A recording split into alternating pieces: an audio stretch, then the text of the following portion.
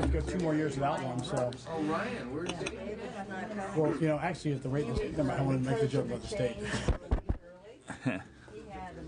Yeah, no kidding. 21 billion. Yeah, and they're not going to touch.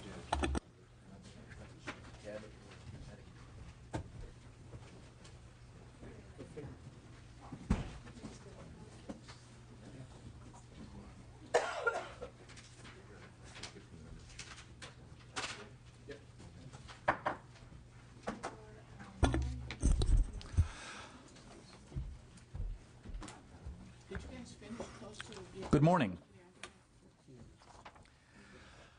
I'm Dan Hancock, and I'm the chairman of the Little Hoover Commission. And before we begin, I'd like to introduce my fellow commissioners who are here with us today. To my far right is Commissioner Marshall Geller.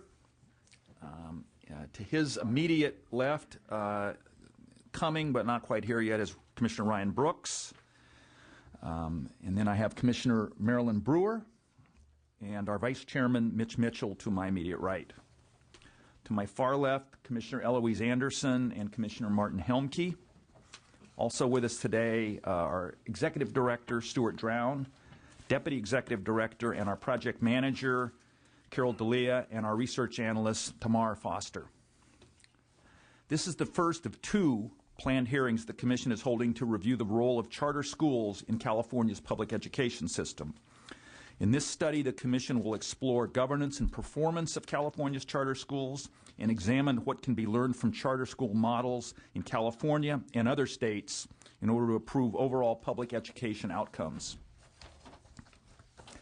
The Commission hopes to provide valuable recommendations to help ensure that the state holds charter schools accountable for ensuring high-quality education and the appropriate use of public funds.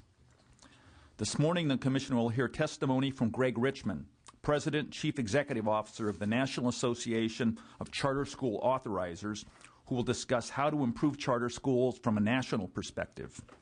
Steve Barr, the founder and chairman of Green Dot Public Schools, will talk about the role of charter management organizations as well as recent developments in the Los Angeles Unified School District. Next, the Commission will hear from Charles Weiss, the Santa Clara County Superintendent of Schools, who will discuss the role of charter school authorizers and the opportunities to improve oversight. The Commission will also hear from a panel representing the California School Boards Association. Josephine Lucy, Vice President of the Cupertino Union School District Board of Education, and Stephanie Madrano Farland, Senior Research and Policy Analyst of the California School Boards Association, will discuss the relationship between charter schools and their traditional public schools at the local level.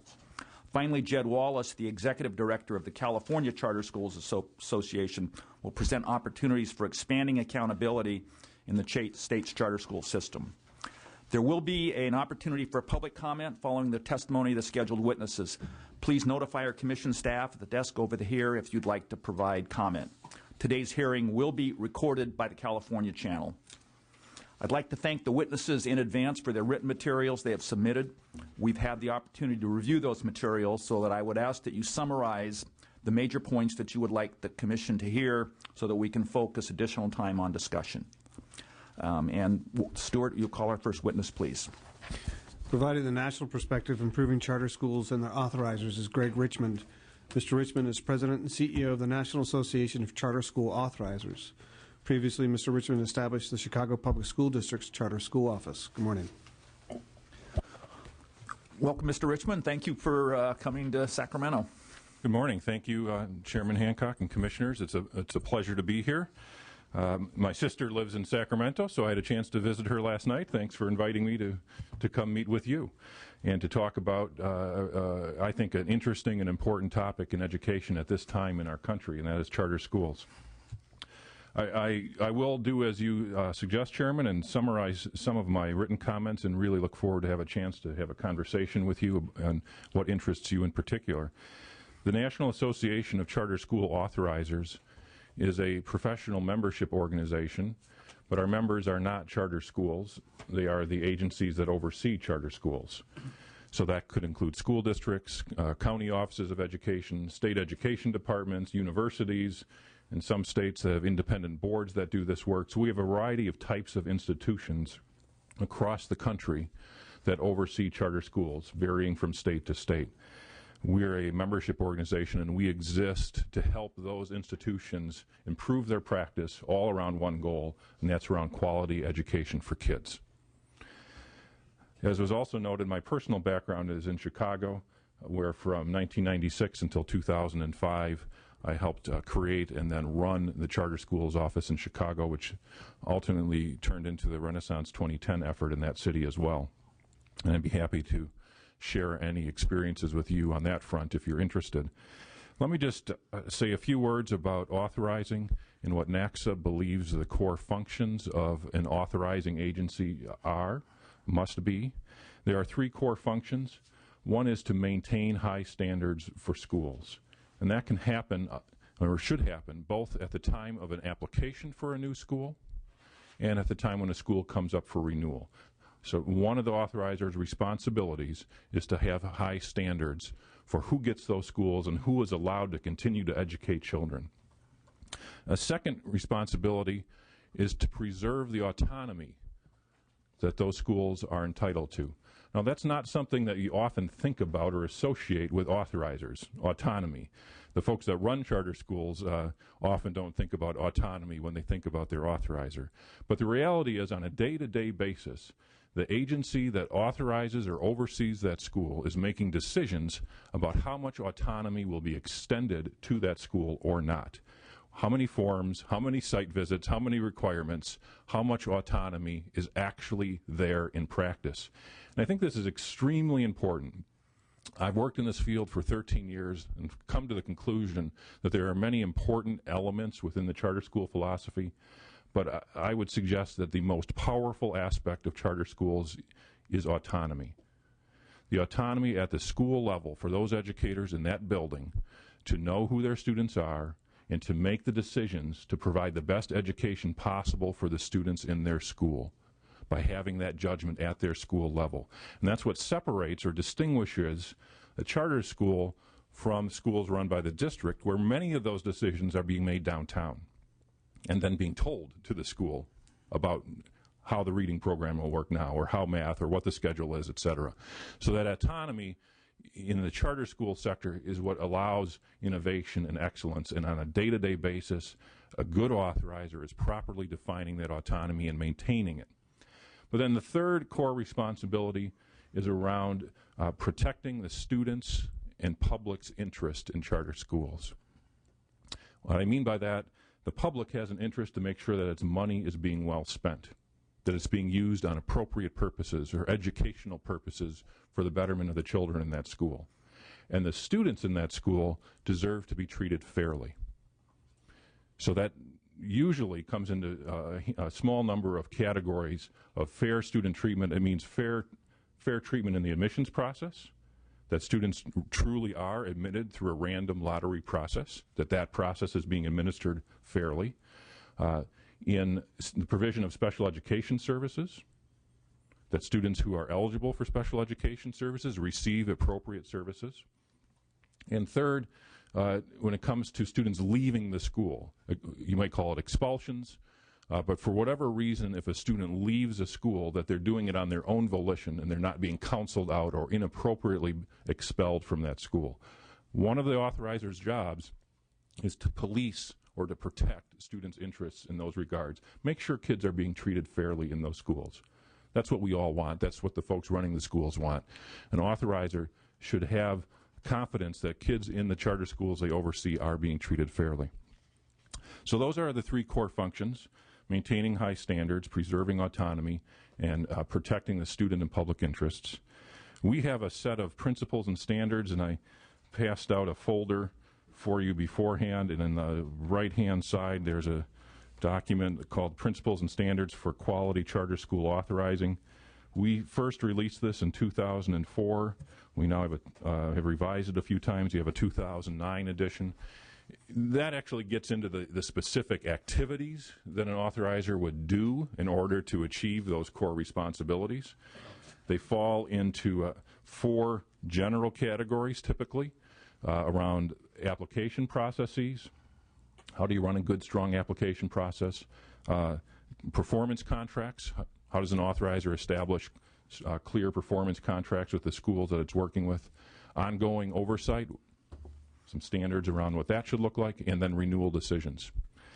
There's a fifth category in our principles and standards. Actually, it's the first one we start with, around capacity. Is one of the things we've learned over the years is the importance of the authorizer actually wanting and being able to do this work. I mean, it's somewhat self-evident when you think about it. If an agency doesn't want to authorize charter schools or doesn't have the resources to do it, it is unlikely to do a good job at it. And those agencies that are interested in doing the work and have the resources to do the work are better able. So there are specific functions, standards, activities that should happen to oversee these schools, and an agency has to have a desire and a capacity to do that work. And those authorizers that have a desire and capacity are much more likely to have quality schools than those that don't. I'll conclude by mentioning one thing that was in my written testimony. It follows from this concept of desire and capacity. I think one of the challenges in California is that you actually have many, many, many authorizers. You have many charter schools, too, more than any other state, but you also have many authorizers. And I believe some of those school districts perhaps are not terribly interested in being authorizers, have not devoted staff to it, have not devoted resources to it, and frankly are unlikely to ever be a quality authorizer. So one of the things I would urge you to consider, the Commission to consider in its work, is if there are ways for California to create greater effectiveness and efficiency in its authorizing model. Right now, it's essentially a totally district by district, county by county, everyone's an authorizer. Many states, as I mentioned at the beginning, have consolidated this in some cases, have made a statewide body of some sort or a couple of statewide bodies that can do this work. The State University of New York, for example, can authorize charter schools anywhere in New York. The University of Missouri can authorize charter schools. Central Michigan University authorizes charter schools anywhere in Michigan. Some states, Utah, Arizona, Idaho, Georgia, a couple others, have created specific boards that do nothing other than oversee charter schools in their state. This is their only thing they do. They develop expertise on it. They have no other interests. They get good at it, and they become effective at it. Is that in place of or in addition to other authorizing bodies in those various locales? It is usually in addition to it. I say usually because that means there's a couple places where it has evolved. So I'll give Washington, D.C. as an example.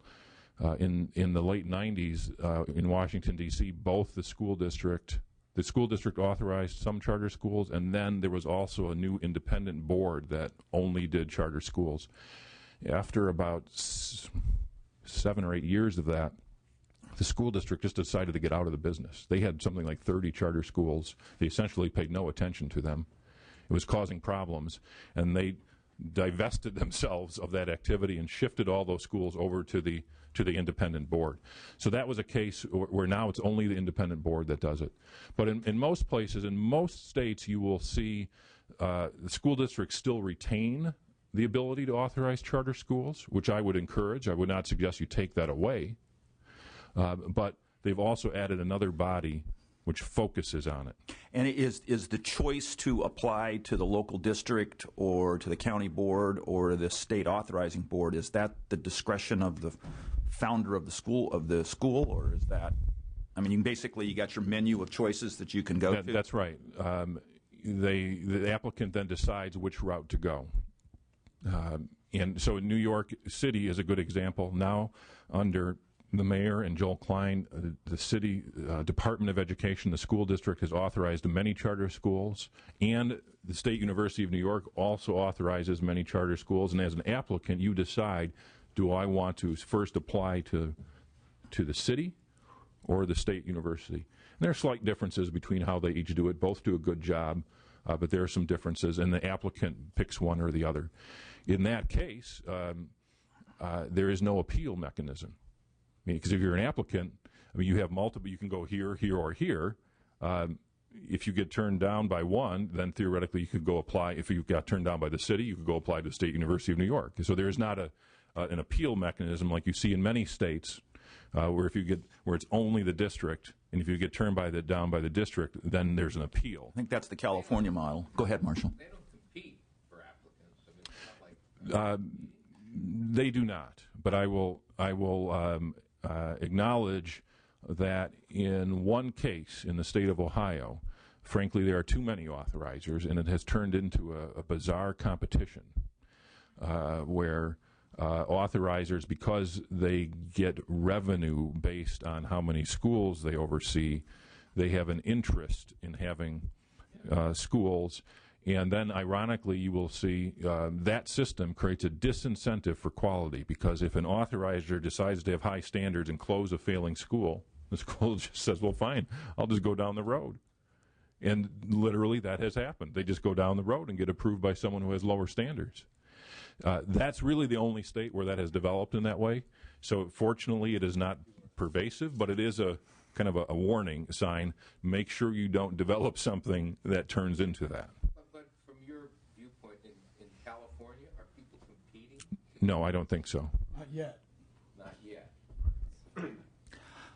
I had Commissioner Anderson, and then Commissioner Mitchell, and then Commissioner Brewer.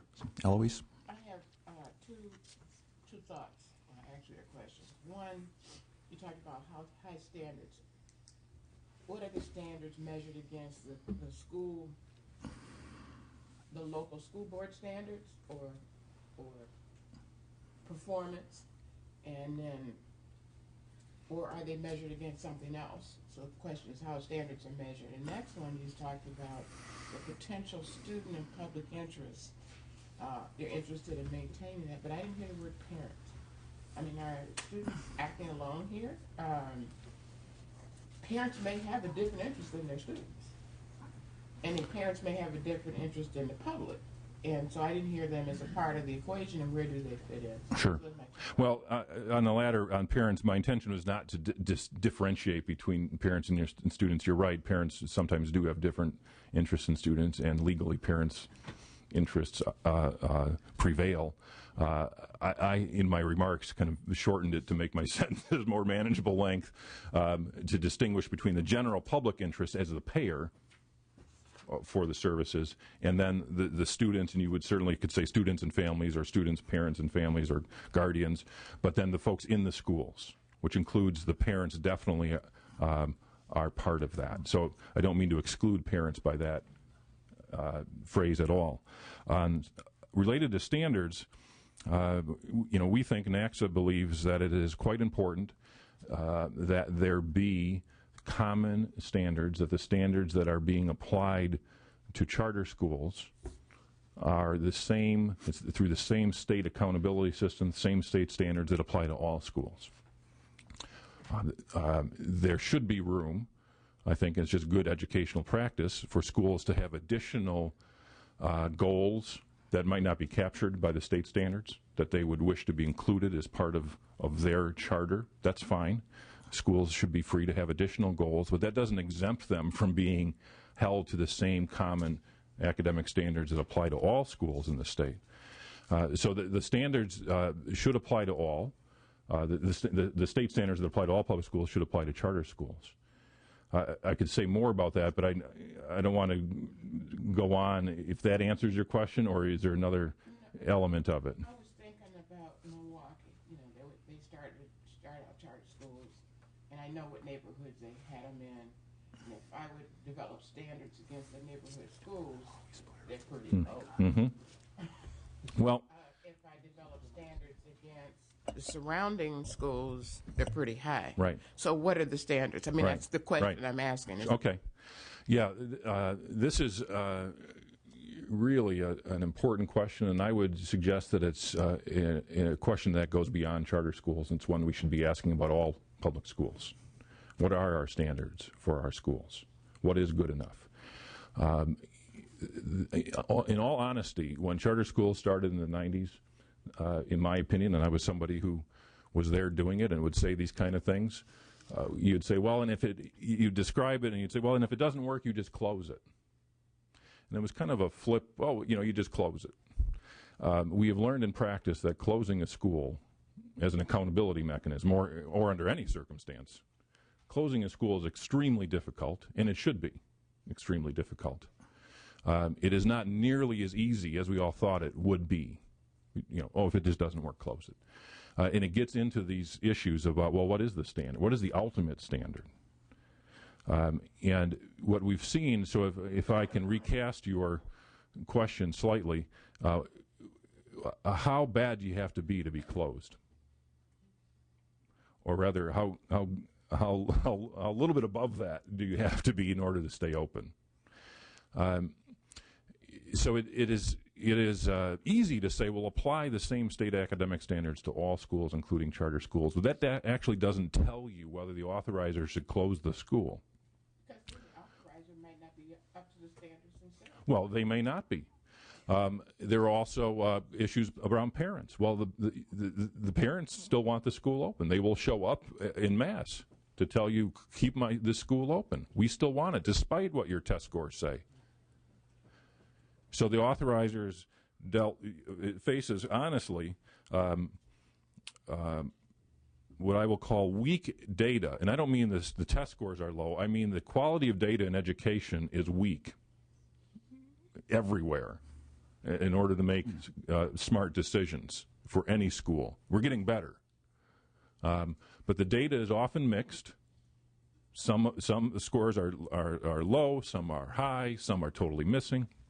Then you're faced as an authorizer closing a school with usually hundreds of crying children and parents who are asking you to keep it open, and you're faced with the threat of a lawsuit if you do close this school, and you get all kinds of bad media attention. And the reality is probably the school down the street is no better anyway. So we wonder, well, why are all these bad charter schools open? That's why. Because there is this one obstacle after one obstacle after one obstacle that makes a body like yourself, the board of an authorizing agency who has to sit and weigh, pass judgment on a set of information about should I keep this school open or not. And when those boards are faced with this, they often decide to punt and say, well, let's give them 2 more years. Let's give them 3 more years. Let's send in a team of people to give them some advice. Now, and this is, I think, one of the greatest risks of this, and it's something to pay attention to. I can't comment on how much it happens in California per se, but you see it in some other places, that rather than close failing schools, authorizers now start helping them. Well, we spend about $1.3 billion on that so far, with no ostensible improvement in any performance. And the role of the charters on all of them. And that's the frustration in education is folks have not found strong, pervasive ways to go in and fix failing schools, persistently failing schools. So more authorizers, the risk is more of them are trying to help charter schools rather than hold them accountable. So one of the things that we urge, in fact, when I mentioned autonomy earlier, is to not do that. That is not the role of the authorizer to go in and help the school get better. Because once you start doing that, you have now started to behave in the district model. Which, I'm not saying there's something wrong with the district model. It's a different model, though. It's a district model.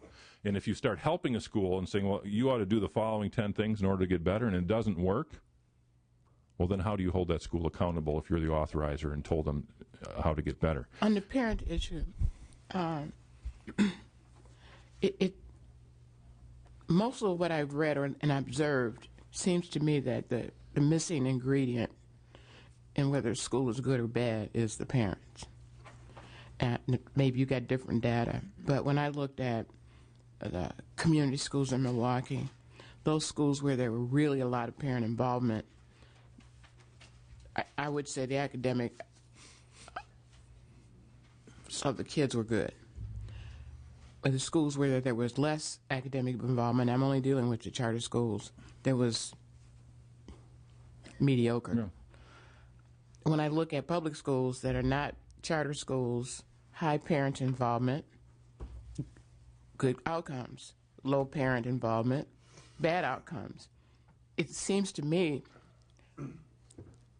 that the wrong group is getting the blame. I'm not saying the educators don't have some problems here, but how do you solve what seems to me to be something before and after school problem? Well, I think you're right. The parents are absolutely essential, and my take on that is, it's not about blame. It's a question of how do we as a society organize public education in a way that maximizes parent involvement. How do you do that? And what I would suggest to you is that one way to help do that is to get parents more involved in education by allowing them to choose which schools their kids go to. And that's the first step. Now, it can't be the last step. I mean, the school then also has to have thoughtful ways to engage parents after they choose a school. But I do feel, as a parent, that if you use a traditional model where parents are simply told, you have no choice about where your kid goes, you just go to the neighborhood school, well, that is not a parent engagement strategy. That's a parent disengagement strategy. Parents did a lot of things with that, like, oh, that's the school I want to go to, so I'll buy my house there. Well, sure, if you Or are so rent fortunate there. to be able to do that. Or rent there. Yeah. That's the problem. Go to Commissioner Mitchell and then Commissioner Brewer. I appreciate you being here. This is a topic that I'm incredibly fascinated by. I'm a product of private school education, but my kids go to public school, and I love it. Steve Barr, I was with Marco at dinner the other night from Green Dot, and I'm amazed. I was amazed at some of the stuff that was in the backup materials, because the charter school growth is happening at an unbelievable rate. And I guess one of the things I'll start with, I have three questions. But one I want to start with is, when you talk about standards, it seems now that we base everything on API, and that's how we set the rules for monitoring schools.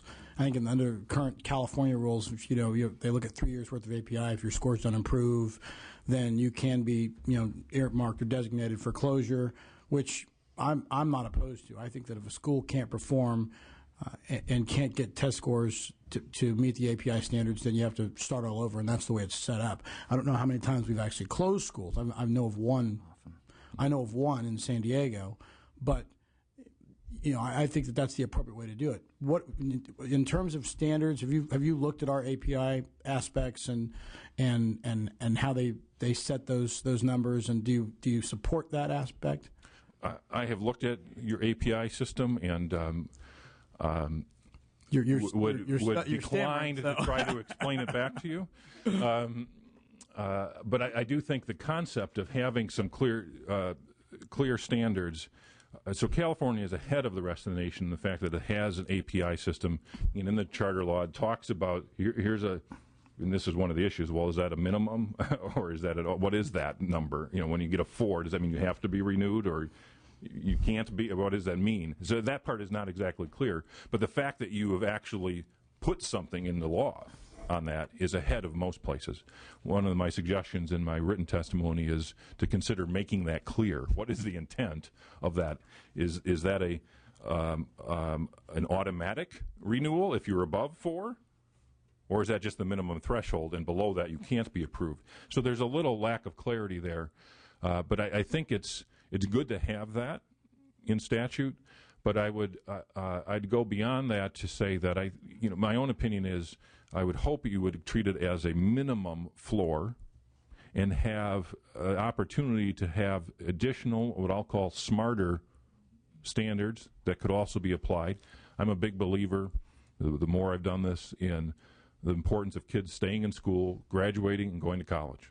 Well, which is our biggest problem here. Right. I mean, when you look at the dropout rate in the LAUSD, and I know Steve's coming up next, I mean, the state of California should be embarrassed when you have, 47%, and they always say, well, we don't really know what the number is and how many people actually make it through. We should be embarrassed in the state of California. I guess when you make the comment about the 4, it would part of this, and going back to Commissioner Anderson's comments about the parents, I don't think the state's done a very good job of explaining the API system. If you're a parent and your kid and your school comes out and it's ranked as a 4, you should be outraged. A lot of parents don't have the option of picking another school. If you're in LA, for instance, most of the schools that are probably surrounding your school are at 4. And we get into the whole, you can pick a charter school that's 2 hours away. And, those things have become unrealistic. I think that the state. So I guess your comment is you believe. I mean, let me make sure I'm paraphrasing this right. That 4 maybe the minimum should be the minimum, but it should not be acceptable. There should be some standard that says you really need to be at in the 6 or 7 range, and that's what everybody. That's right. And so I'm trying to say 4 should not be an automatic renewal. Okay. Because it's more complicated than that. Sure. There are additional considerations which need to be evaluated and should be evaluated when you're talking about closing a child's school. That should be considered, and you get what you value, right? So if the state of California were to start putting more emphasis on kids staying in school, graduating, and going to college, then you'll get schools working to do a better job at that. Okay. Well, and there's a big debate. We did a study on the UC tract and A&G, and that gets into a whole other can of worms. One of the things that I read in the Wall Street Journal this morning about Washington D.C. There's a big question about should you allow this proliferation of charter schools, and rather than just forcing the public schools to get better because everybody has access to them. In Washington D.C., I think the superintendent Rhee, I believe, is going through this huge battle. Right. She fired a bunch of teachers. Right. She's put some pretty progressive things on the table that says, instead of making $47,000 a year, you can make $74,000 a year, and veterans can make $130,000 a year. But this is going to be based on quality, and we're going to set some standards that you need to achieve. What's your argument against, or on capping charter schools and really putting that sort of focus on improving the public school system in general? Sure. I mean, is that possible? Sure. It is possible to improve the public school system. I come from a place that, I'll repeat myself. I worked for 10 years in the central office of the third largest school system in the country, and we kept getting better. But after 10 years, it still wasn't nearly good enough. Just as an example of that, in 1996, the city created a threshold to put schools on probation and set that threshold at 15%. If fewer than 15% of your kids could read at grade level, you were on probation. Because, well, 15? Why? You mean 16% is good enough? Well, no, it's because when you had 15%, more than 100 schools failed to hit the threshold. More than 100 schools? More than 100 out of 400. More than a quarter of the schools hit the. So it was just pegged on that fashion, that more than 100 schools, a quarter of the school system, failed to hit 15%. 10 years later, though, 15% of the students reading at grade level could read at grade level. Right. So the city is continuing to make progress, but now that's up to about 40%. So that's a lot better, but it's still only 4 out of 10 kids reading at grade level. So systems can get better. Michelle Rhee is doing interesting things. I think she's doing some good things. I think many of them will work. I hope they work. But I would never suggest to parents that as a parent of a 5-year-old or a 10-year-old or a 15-year-old, you should just wait and hope they get better. We have an obligation to parents and kids to do better for them now, if we can. Well, and I agree with you. I guess the reason why I asked that question is that there seems to be brewing. There's going to be a much bigger battle over public dollars for education. And if I'm a parent that's in an area that has just consistently low performing schools, and I see all the money that's going towards that's made available for education, there's a core sliver made available for charters, and there's a big battle between the school district because they don't want charters, so they want the money. This looks like it's being set up for just a disastrous situation. Well, people have fought about education dollars forever. Sure, but now you've thrown something into the mix. Right, you're throwing something new into the mix. This is not new. I mean, charters aren't new. If you can call something 18 years old new, but it's a new player. But before there were charters, people within education fought about education programs, fought about control of money, fought about power and jobs and contracts. That's not new. This is a somewhat new player. So you believe they can coexist, no matter absolutely, no matter how many there are, no matter how many charter schools there are, they can coexist.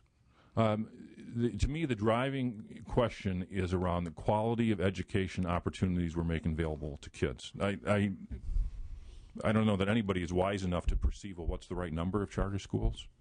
I don't know if there is an answer to that. The right number is those that are high quality. That's what we need to be after. So on that note, though, because I support charter schools. I will say that, but it would make sense that we would also, the minimum for charter schools should be higher than what the minimum is for public schools. Is that a fair statement?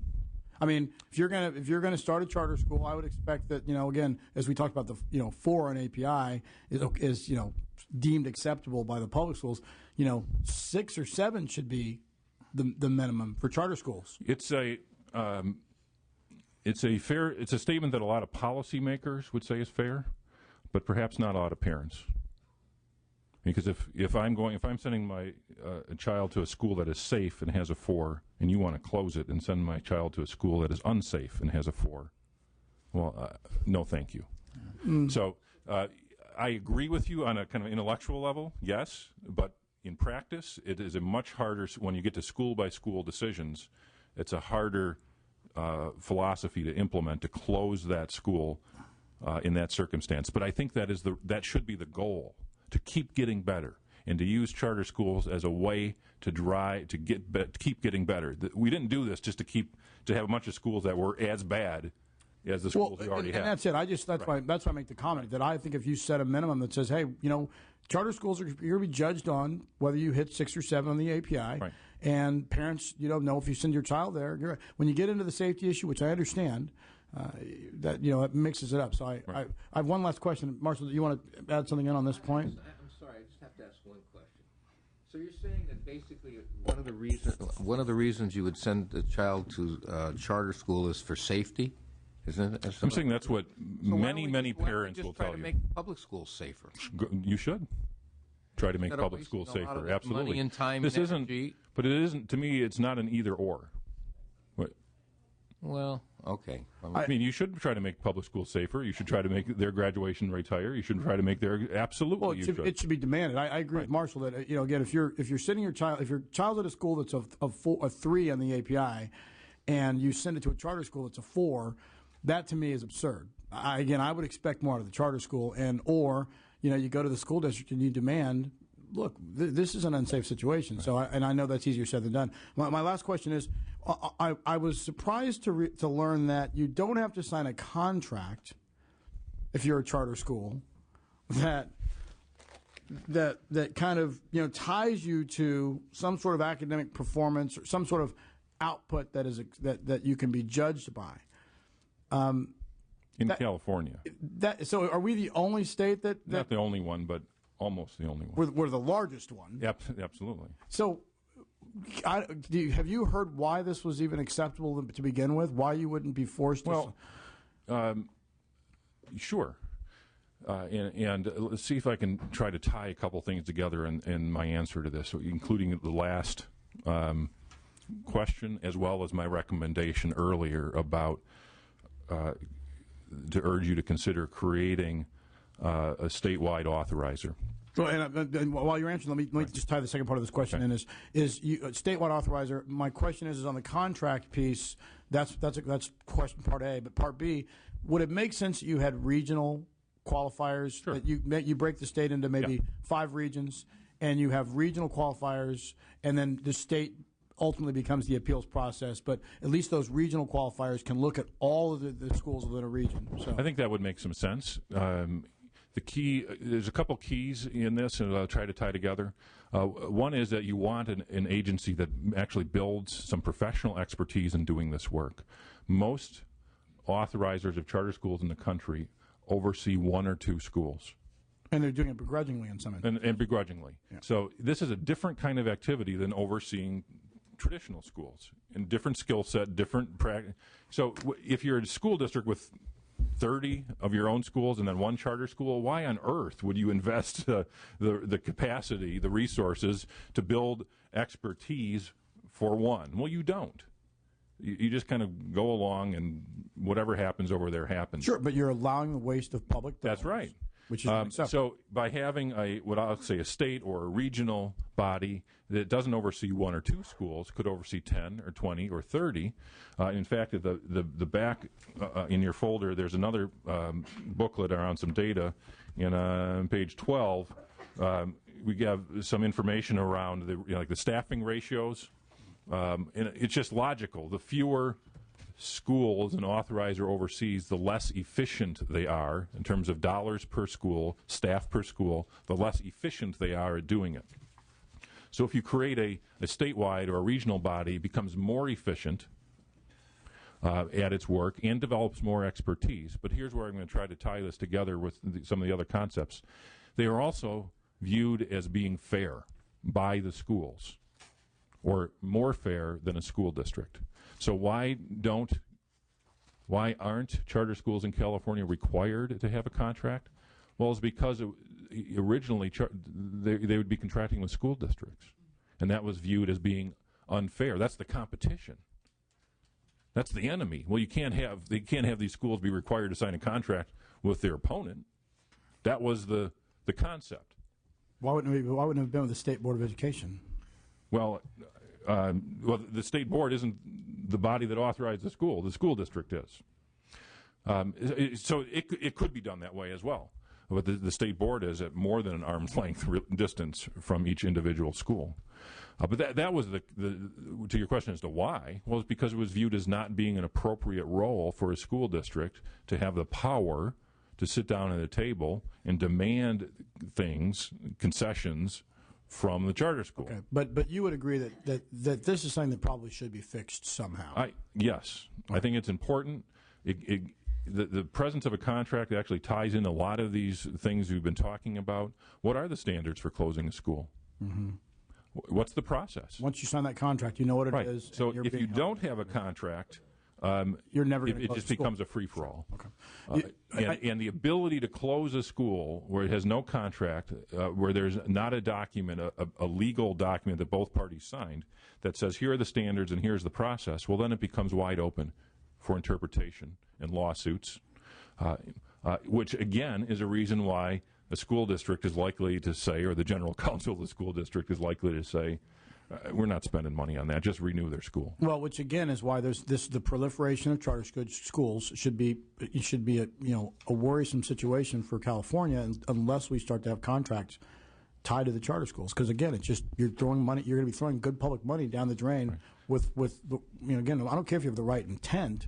It's your output. So I just will make this closing statement that in the backup materials it talks about charters versus non-charters, and it said the results were that high schools, non-charter counterparts in English, they were about equal. It didn't score as well in math and English, but for middle school and elementary school, it says that the charter elementary school scores were lower than the non-charter elementary schools, and in middle schools they were pretty much even. So, you have a comment on that? I'm not sure what you're reading from. I don't think it was something that we provided, but it is in keeping with. I'd say I think those are is that California data you're referring to? Mm-hmm. From EdSource. This is EdSource material. Yeah. So it's Credo. Well, there you it's in keeping with what I would describe California's charter school sector. It has been excellent in terms of providing more opportunities for kids to go to new schools, but the quality of those schools has been uneven. And it begins with a high-quality application review process, making smart picks about who's good enough to start a school or not. And then that continues with overseeing the school appropriately, make sure the money is spent well, make sure the kids are being treated fairly, and then when it's up for renewal, be able to actually close failing schools. And California's record on that is mixed. It is better than some states and not as good as others. Commissioner Brewer? I'd like to follow up on the tack that Commissioner Mitchell was going, and you talked about establishing an independent charter school authorizing board, and you have stated that school districts are not appropriate for that. What about county boards of education? Why could they not be the authorizing board? They could be, they can be, they are in California.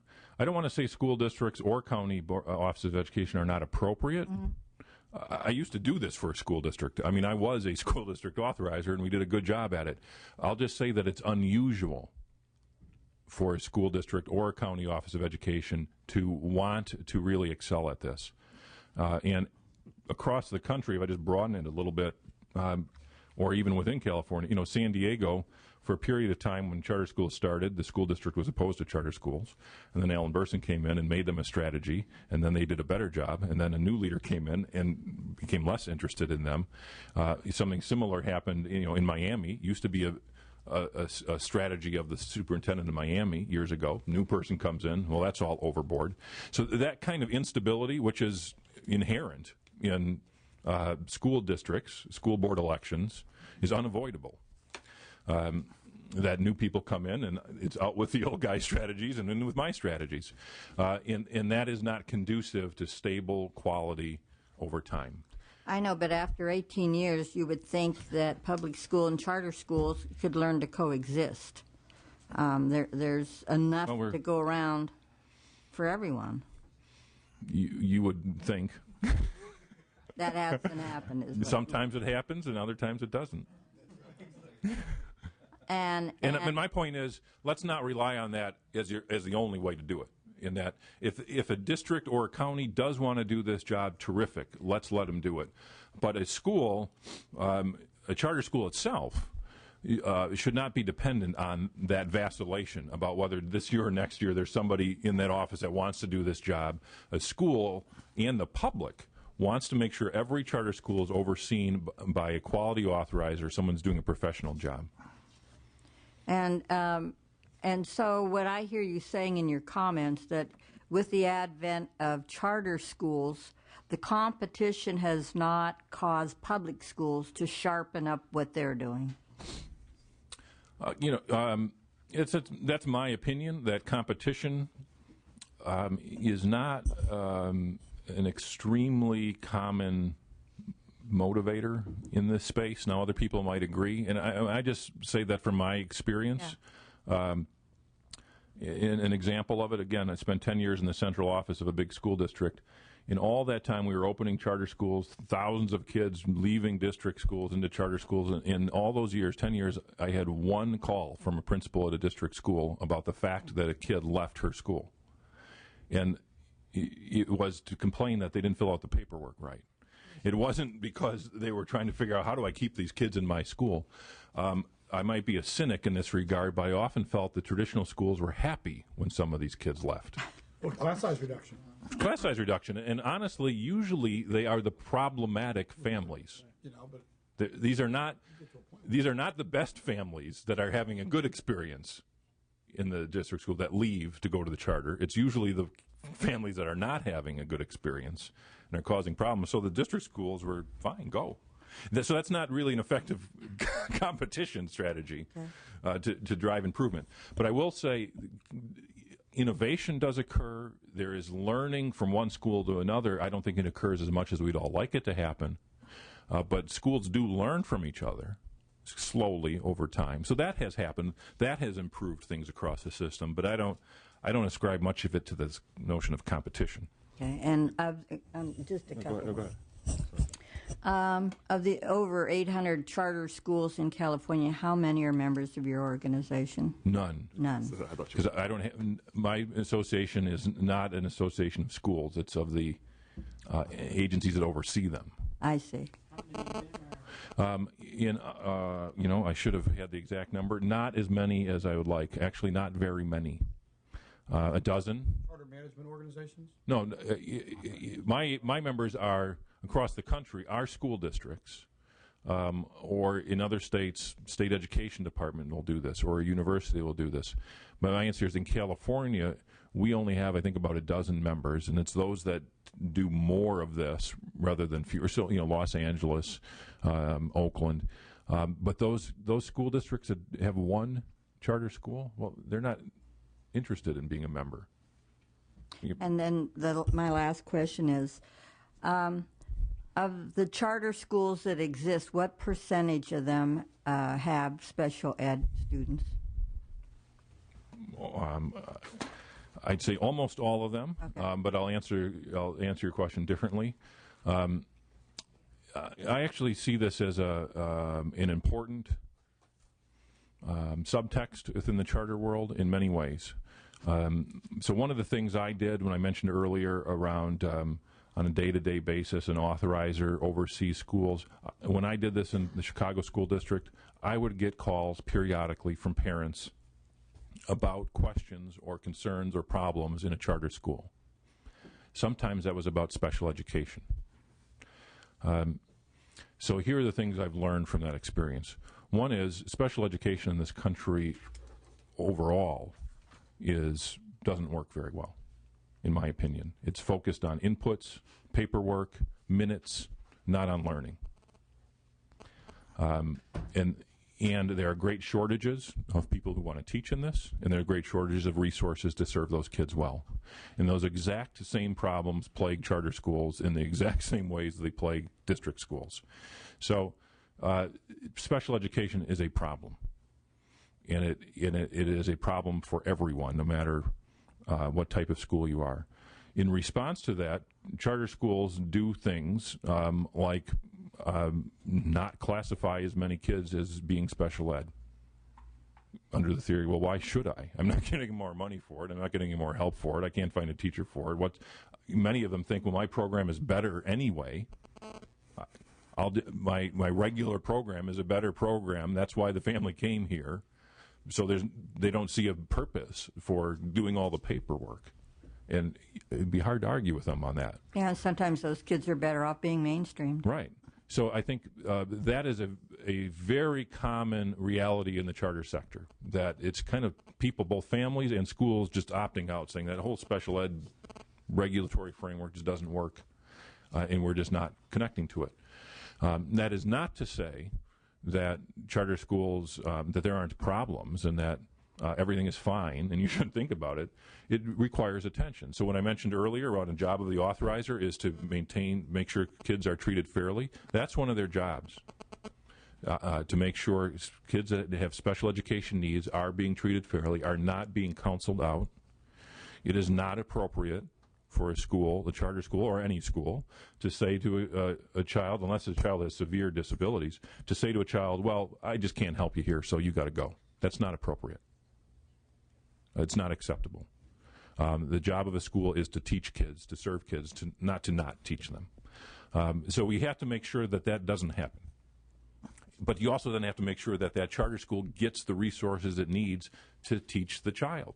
So you can't tell them, well, you have to keep the child, you have to teach a child, but we're not giving you any resources to do it. So that is just difficult, ugly, messy, frustrating work. Is one who used to do that on a regular basis, but it needs to be done. Thank you. Commissioner Marshall, do you have another question? Okay, Commissioner Brooks. Yeah. Thank you, and I apologize for being late. Now, you talked a little bit about competition between charter schools and public schools, and I'm curious to see how you define competition. And to me, if you're playing a sport, there's a zero-sum game, there's a winner, there's a loser, and there's choice. It doesn't seem to me that there is a true choice, or that choice is known by the public schools, that they can walk across the street and go to a charter school if their school is underperforming. And if a charter school outperforms a public school or vice versa, is there a true choice? I mean, is there a true ability for one student to go back and forth from one school to the next other school? I'm not sure if I'm understanding your question correctly, but I think California does have a lot of choice with charter schools. There's by far more charter schools than any other state in the country, so choice is there. And I believe parents should have choice. I'm a parent. I chose the schools my children went to. And I think all parents should have that ability. But I was also distinguished. Choice is not the same as competition. As you know, competition applies a kind of me against you concept. Right. And I find educators generally are not motivated by that. I wonder if we did a survey of all the public schools and you asked the parents or the students if you feel that their school is failing, and you asked them what their opportunity was, if they had a choice. I have a feeling that the majority, the lion's share of the parents and the students would know they had a choice to walk across the street. Yeah, I don't know. That might be true here. I don't personally have information on that, but I think some of the next witnesses will. And I suspect it varies greatly from community to community. Yeah. Commissioner Anderson had another question. Yeah, you said 3 times, and I've been thinking about it each time you said it. Educators are not motivated by competition. What are they motivated by?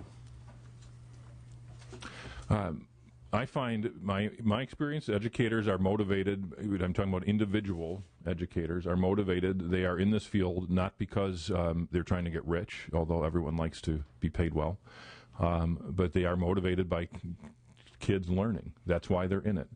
And my experience is I have yet to meet an educator that says, well, I want the kids in my school to learn, but not the kids down the street. I don't want them to learn. I mean, that's what competition is, right? If I'm on a basketball If team. there was merit pay, if there are merit pay awards, I think teachers, you would be. It's not competition. No, that's not what he said. Right. So I'm interested in what kind of incentives do you provide for teachers that meet their inner reward system? Yeah. Because So it doesn't sound like we're hitting it. I do think, in my experience, educators, like anyone, people want to be effective. I mean, you want to get up in the morning and go do something that works. And it means if I'm an educator, I want to go to a school, and the reason I got into this is because I want to teach kids, and I want to go work in a school that works. And I actually think one of the failings of our traditional district model is after a few years, teachers get very frustrated in that. Okay, now They don't feel like they have the professional authority in their school. Okay, I want to go back to what you said earlier on this one. One of the things that your organization strives to try to hold on to or get charter schools to have is autonomy. When you said this about not motivated by competition, do we think about not necessarily charter schools, but maybe charter classes, which is a totally, to me, it's trying to come to the educator, the person who's in the classroom with the kid. If autonomy is important for a larger body, then it seems to me that autonomy should be important for a smaller body. If competition doesn't motivate them and what motivates them is the kid learning, the rewards of that, then it seems to me the same structure that we put up for charter schools, we should think about putting up for the classroom and having charter classrooms versus, I'm not going to say versus charter schools, but in addition to. Right. Just well, I like the concept up to a point, but then after that, I actually would disagree with it. The concept of individual educators feeling empowered, having autonomy, they're making a difference.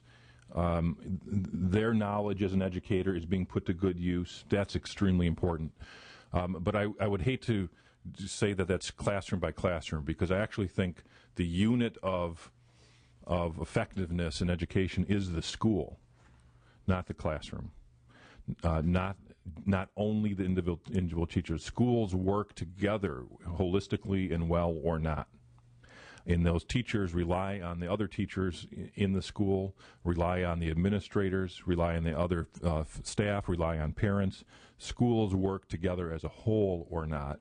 And we want to create situations where that team of people feels like they can work together well. Then, given that, then all schools in the district should be chartered. I think that the long-term solution to improving education is not to get hung up on whether you call it a charter or not, but to shift away from the historical model of education where decisions were made in the central office and then just told to schools, shift away from that model to a model where the decisions are being made closer to the students, are being made at the school level. Absolutely. Okay.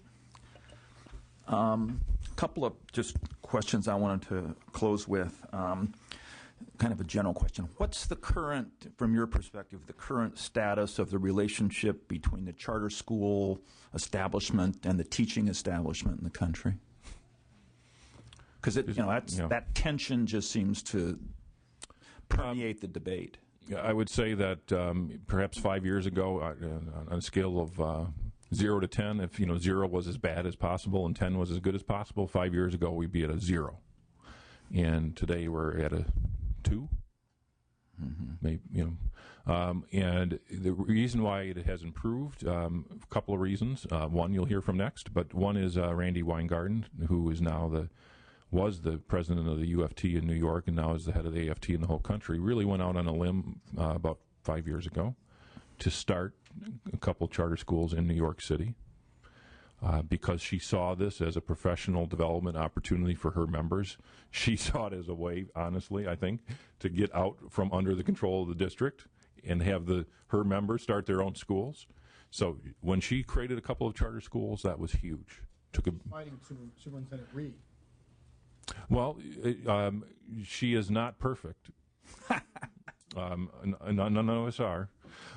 So leading a national union is a difficult thing. So I would certainly prefer to see her do some things differently. But what moved off of a zero was that she took that risk, and then folks like Steve Barr and Green Dot went even beyond that.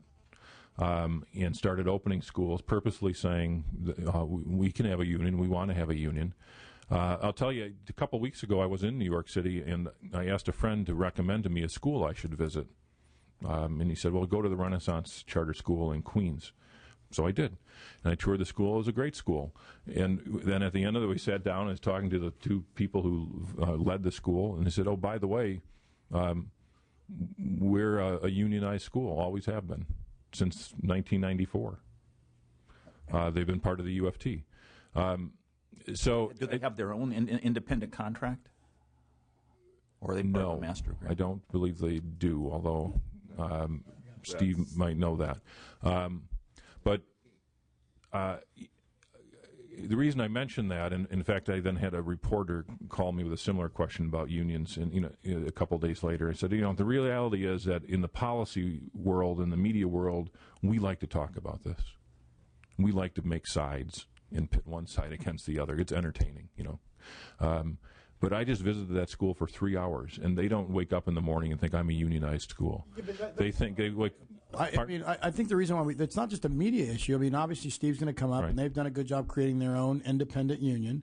But what the parents here in California, in particular, when you talk about merit pay, CTA is opposed to it. So if you're a parent and you're saying, hey, look, if my school has a better chance of creating a better education for my kids because I get Marilyn to come over and she's a great teacher and she's going to be rewarded for coming over and bringing her skill set, and CTA says no, or the local school union says no, that's not something that people that's a media play. That's a right at the heart of an issue that a lot of parents are frustrated with. I want the best education for my kids possible. So I understand that you think Randy's doing a better job. I know that she's fighting Superintendent Ree.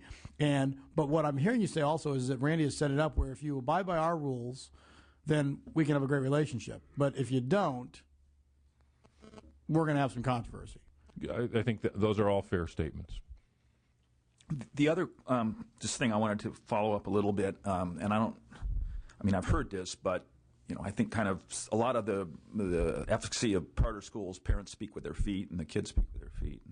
And, I've heard about, the Harlem schools, for example, when they open a new charter school in Harlem, the lottery's got 10 times as many applications in it as they have spots. Is that true?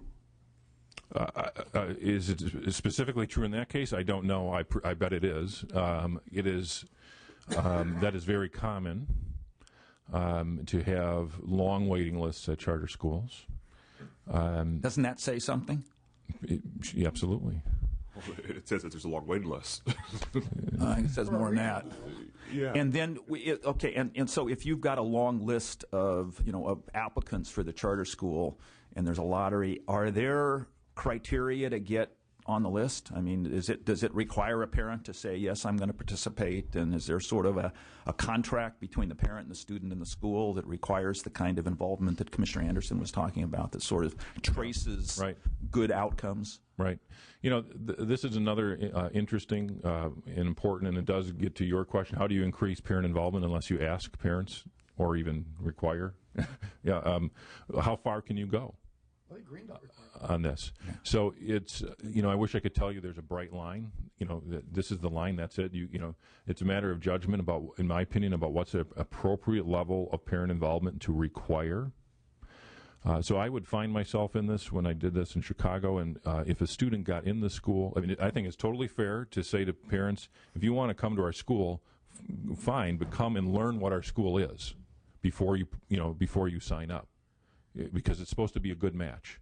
So if we have extra hours, if we have a different curriculum, come learn what our school is, and then if you want to sign, put your name on the form, then you can do it. That should be the hurdle. It can't be then, well, and I'm going to start layering more on that. So I think it's fair that parents be knowledgeable about what they're applying for, so that they don't come in later and say, well, I got admitted, but I never wanted to do it. I didn't want a school that's 9 hours long, and I'm not coming in to volunteer. So you want parents to know what they're getting into, because this is about differentiating education for different kids. So some schools do it differently. But I do think it's also true simultaneously, and this is a hard thing to balance. It didn't come up too much in my experience, but occasionally after a child will get into a school and then the parent didn't do something, didn't pay something, or didn't volunteer 30 hours, and the school would say, well, you have to in order to stay in. I said, well, you can't kick a kid out of school for something his parent did, in my opinion. All right. For what the child does, I mean, that's different. I mean, you have rules around the child's behavior. So it's like I said, it requires good judgment. It's not an obvious, bright line, but you want people to know what they're signing up for. You want to encourage parent involvement without going so far as to use it to harm kids that otherwise will get a shot through your school. Thank you very much for your testimony. It's very informative and a valuable way to start our hearing process. Thank you. Stuart, you call our next witness, please. A little colder in that. Looking at charter management organizations and replicating success in Los Angeles, it was Steve Barr. He's the founder and chairman of the board of Green Dot Public Schools. Mr. Barr was a member of the Advisory Commission on Charter Schools and has held a number of leadership positions in political and social service organizations. Mr. Barr. Hello. Welcome, Mr. Barr. We're anxious to hear your story. Well, I appreciate it. Just some background, and then hopefully get beyond the usual conversation about ed reform, which is usually very tribal. I jumped a class because we used to have the best public schools in the world. I'm the class of 1977, Cupertino High School. We were fully funded. We used to laugh at kids that went to private schools in my high school because we felt like we looked at those kids, they needed more structure, discipline issues. In fact, one of my upper classmate, fellow classmates, him and this other guy went into a garage and created this company. And the next year after I graduated from high school, we had a tax revolt. Probably needed. But in that 30 years since I graduated, 32 years now, since I graduated from that school, our schools have went from the best to the worst. And what passed this debate is the left, which I'm a member of, just says give more money to a failed centralized system, or keep enabling a system that was built for the 19th century. We're a manufacturing base. And the right to saying scrap it or blame the teachers' unions, or we just kind of go at it each other. And so over 10 years ago, I decided to what I used to call chasing the ghost of Pat Brown, decided to use whatever political skill I had and create a great urban high school, and not to create a school and use the charter law so I could create some oasis and say, look at what we did, but to create some R&D and get a conversation going about all public schools. I think at best, charter schools, from where I sit, and everybody's got different takes on charter schools. Some charter schools are built by a group of parents for one community, and hooray for them. That's great for them and great for that community, and we applaud that. I created Green Dot Public Schools to create systemic change, not just to create a bunch of charter schools. And so my 4-year-old daughter Zofia and my 1-year-old son Jack, I don't want them to go to charter schools. I want them to go to the greatest public schools in the country in Los Angeles. You know? And the elementary school they'll go to is an LA Unified School. One of the best in the state, Ivanhoe Elementary in Silver Lake. But the same things that go on at that school, I think, are the same things that the R&D that we provide are showing, that it's not about charter schools, it's about the vision of schools and what a 21st century school should look like. When I was kicking around trying to find the model, I spent some time at Garfield and Santa Monica High School and about half a dozen other high schools in Los Angeles. And, you know, and the effects of not building a high school for 30 years in the city of Los Angeles, where all those schools were built for 1,500 kids. When you don't build a school for 30 years and the population triples, those schools look like prisons. And white people, and yes, black people have fled the system. There's an 84% Latino district now, right? And so I saw what not to do. The two groups that seemed to be getting the short end of the stick in a centralized manufacturing-based school district were the parents/kids and the teachers. A lot of adults in offices downtown seem to do pretty well, but they kind of somehow get out of the line of fire in this debate. Then I said, well, what does 25 grand get you in this city? There's got to be some pretty good schools. There's some famous people here and some smart people. They're not sending their kids to these schools. What do their schools look like? Well, for 25 grand, you would never send your kid to a private school that had 3,000 kids in it, or 4,000, or even 1,000. You probably have 3 or 4 or 500. Why? Small schools, you get more personalized attention. Your kids don't fall through the cracks. For 25 grand, you would never send your kid to a private school that had varied expectations based on skin color, ability to speak a language, where you're from. No, you'd have high expectations for all kids.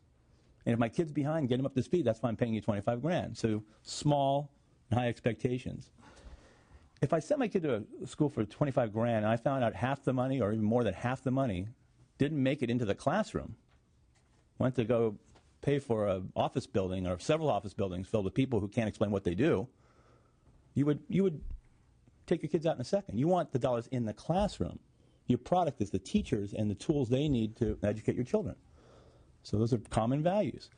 And for 25 grand, no matter what I do for a living or what time I have to give, I want to be involved in the community of the school, and I want to be felt welcome. And if I can only do it once in a while, that's fine, but I want to be involved. I want ownership, and I want accountability. I don't want to, if my kid comes home 3 weeks without homework, I don't want to get a voicemail or walk into a front office and have indifference. People don't look up at you. You buy your accountability. So those basic traits, small, high expectations, dollars in the classroom, accountability to parents, and parents feeling welcome and rallying around the school, if that works for rich kids, and it works at Ivanhoe Elementary, and I think it works at Green Dot schools, why don't all schools look like that? That's what this debate should be about. Not about the parents, it's the teachers, it's the this, it's that. We have to find a common ground here and a new vision that we all find a peace in. Now, recently, 2 years ago, we made some news. We took over a high school in Los Angeles, Locke High School. Locke High School, and it was the teachers who called Green Dot and eventually liberated the school. And teachers who were must-place teachers, and teachers who were playing out their contracts, or teachers who just were so tired of the lack of support, not only from the district, but also from their union, that they were willing to cut a deal with a charter group just out of desperation. And it sent shockwaves to the system. But when you look at that school, and the reason why I'm very excited that this current administration looks at it very similarly, beyond charter schools, but how do you turn around the worst 5,000 schools in the country? But if you look at that school, Watts, in the middle of Watts, that school opened after the Watts riots, 3 years after. It was supposed to bring hope to that community. That was the answer, collective answer of the city. And Locke High School just celebrated its 40th year anniversary the year we took it over, so it's now 42 years since it opened. And I look at that school in this way, and I think we all need to look at it this way. If you could somehow get everybody who went to Locke High School together in one group, from the day it opened to today, roughly about 60,000 people have attended that high school. So let's say you filled up my beloved Dodger Stadium with 60,000 people that went to Locke High School. And you got on the PA system, and you said, attention please, please leave the stadium if you didn't graduate from Locke High School. Well, 40,000 people, give or take 1,000 or two, would have to leave the stadium. Now you got 20,000 people where there was once 40,000. It's like a blowout game, and there's barely anybody left at the end. And you're in a big, drafty, empty stadium. There's 20,000 people. Then if you got on the PA system, you said, now please step out of the stadium if you didn't get into a 4-year university. Now these are all common numbers that I took off the common statistics sheets from the Department of Education. All but 8,000 people would have to leave the stadium. And why is that important? Because you make $1 million more over a lifetime. Maybe you have the minimum requirements to eventually become a teacher to come back to Locke and teach. It's 8,000 people where there's 60,000 people. That is a sad-looking stadium. Now, if you got in the PA system, you said, now please step out of the stadium if you didn't graduate from Locke High School, you get down to about 2,200 people. Not even a section of the whole stadium. And then if you got in the PA system, this little tiny group in the stadium, and you said, how many of you came back to Watts to start a business, become a teacher, start a charter school, or just be politically active? Be a good citizen in that community. Well, nobody comes back to Watts. What's there to come back to, right?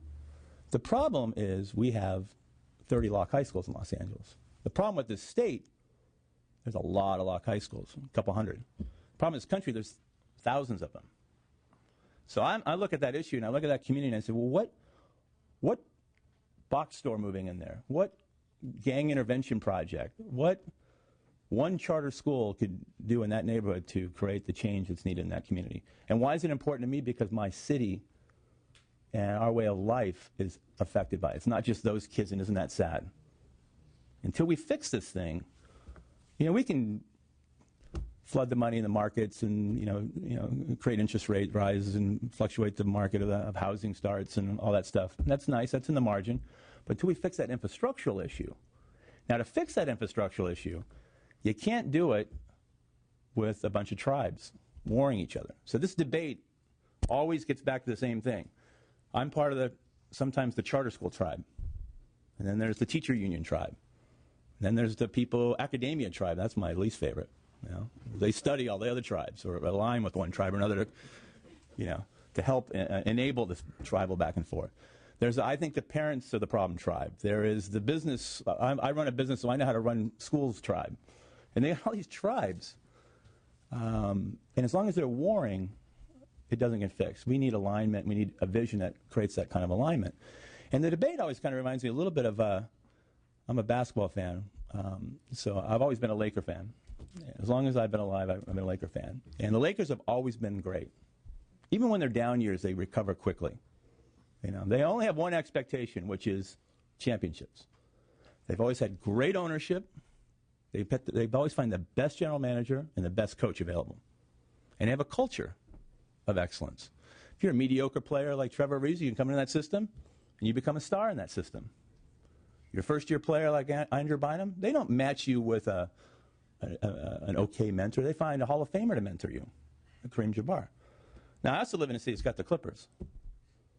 The Clippers have been as bad as long as Lakers have been good. Do I blame Baron Davis because the Clippers have been bad for years? Do I blame the Player Association, the parents of the players?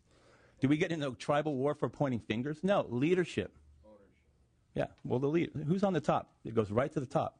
So while this debate and fractional tribal warfare and finger pointing is happening, we get everybody off the hook. Sacramento. Who's the head of the public school system in California?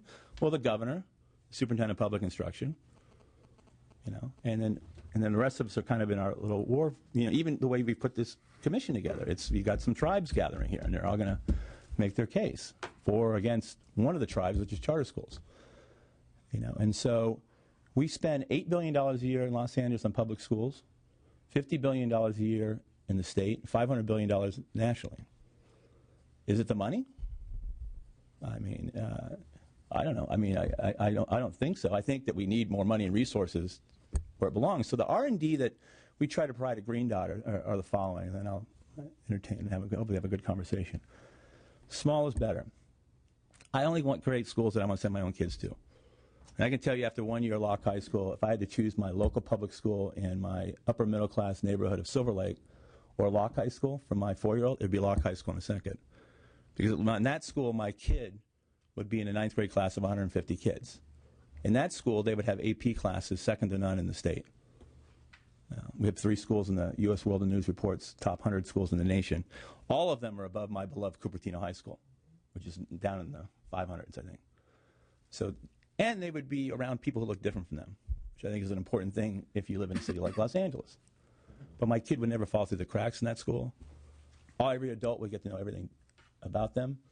The adults that work there would have assurances that if they had a disagreement with management or the test scores went down, they would have some kind of safeties, and they feel like they sit at the table so they get to make some decisions as well, so they're engaged. And it works. And so what I'm hoping to do is the debate turn from just building how many charter schools, and I've left that to Marco Petruzzi now, is how do you create a conversation through the state? Because I spent a lot of my time, got off a plane last night. It's a lot of my time flying around the country talking to other states about their race for the top applications. Here's one from New York that was on Monday. Orlando, Florida. I'm thinking all the places I go to. And it kills me because I'm leaving the place that used to lead on this issue. I mean, my neighborhood in Cupertino, I went to high school. There's a reason why there's a Silicon Valley there and an aerospace industry in Southern California along with the defense industry. It's because engineers like to surf. It's because you had the smartest people. And there was a vision set out by not just Democrats but Republicans and the business community about creating a great system. We have to regain that kind of idea.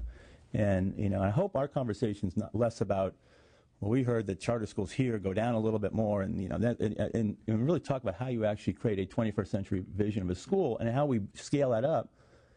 And it's like the conversation I used to have with Governor Romer when he was a superintendent in L.A. For 2 years, we talked about working with him on his high schools and not be defensive. High schools and urban core stink everywhere. It's a national epidemic. It's not that, and it's all of our faults. It's all of our faults. And how do we regain that? And how do we pull together? And I used to tell him, I said, take all the R&D of not just the best charter schools, but the best private schools, some of your great magnet schools, some of your excellent LA Unified schools, what works in those schools, scale that up, and eliminate the need for charter schools. But take the basic vision. All of your schools should be 500 seats. All your schools should be A through G and career ready. All your schools should have dollars go directly to a school site. All your schools should have a reaction, a union contract reaction, which is all union contracts are reactions to systems. So you can't find in this country a worse system than urban education. So the reaction is going to be horrific. So if you, in your model, if you fix a lot of the systems, the reaction is like a green dot model that was even perfected in Los Angeles, in New York by Randy Weingart and her team. You get 28 pages. That's your reaction. It's minimal, and the tribes come together, and we start solving this thing together. Because when I go to New York, that school gets $12,000 a year per pupil, a free facility. Why? Because there's total alignment between the mayor, the chancellor, and the president of the teachers union. So that school, all we worry about that school is the kids. So that school the first year went to 83% proficiency in the South Bronx in math. Why? Because we didn't spend all our days playing politics. Then you come back to Los Angeles, and it's a adult dysfunction mosh pit. Nobody wants to talk about it. Everybody wants to talk about, are charter schools good or not? Okay, well, that's a good conversation to have. But this is about great public schools. This isn't about charter schools. And I hope that tees off our discussion, I hope. Mr. Mitchell?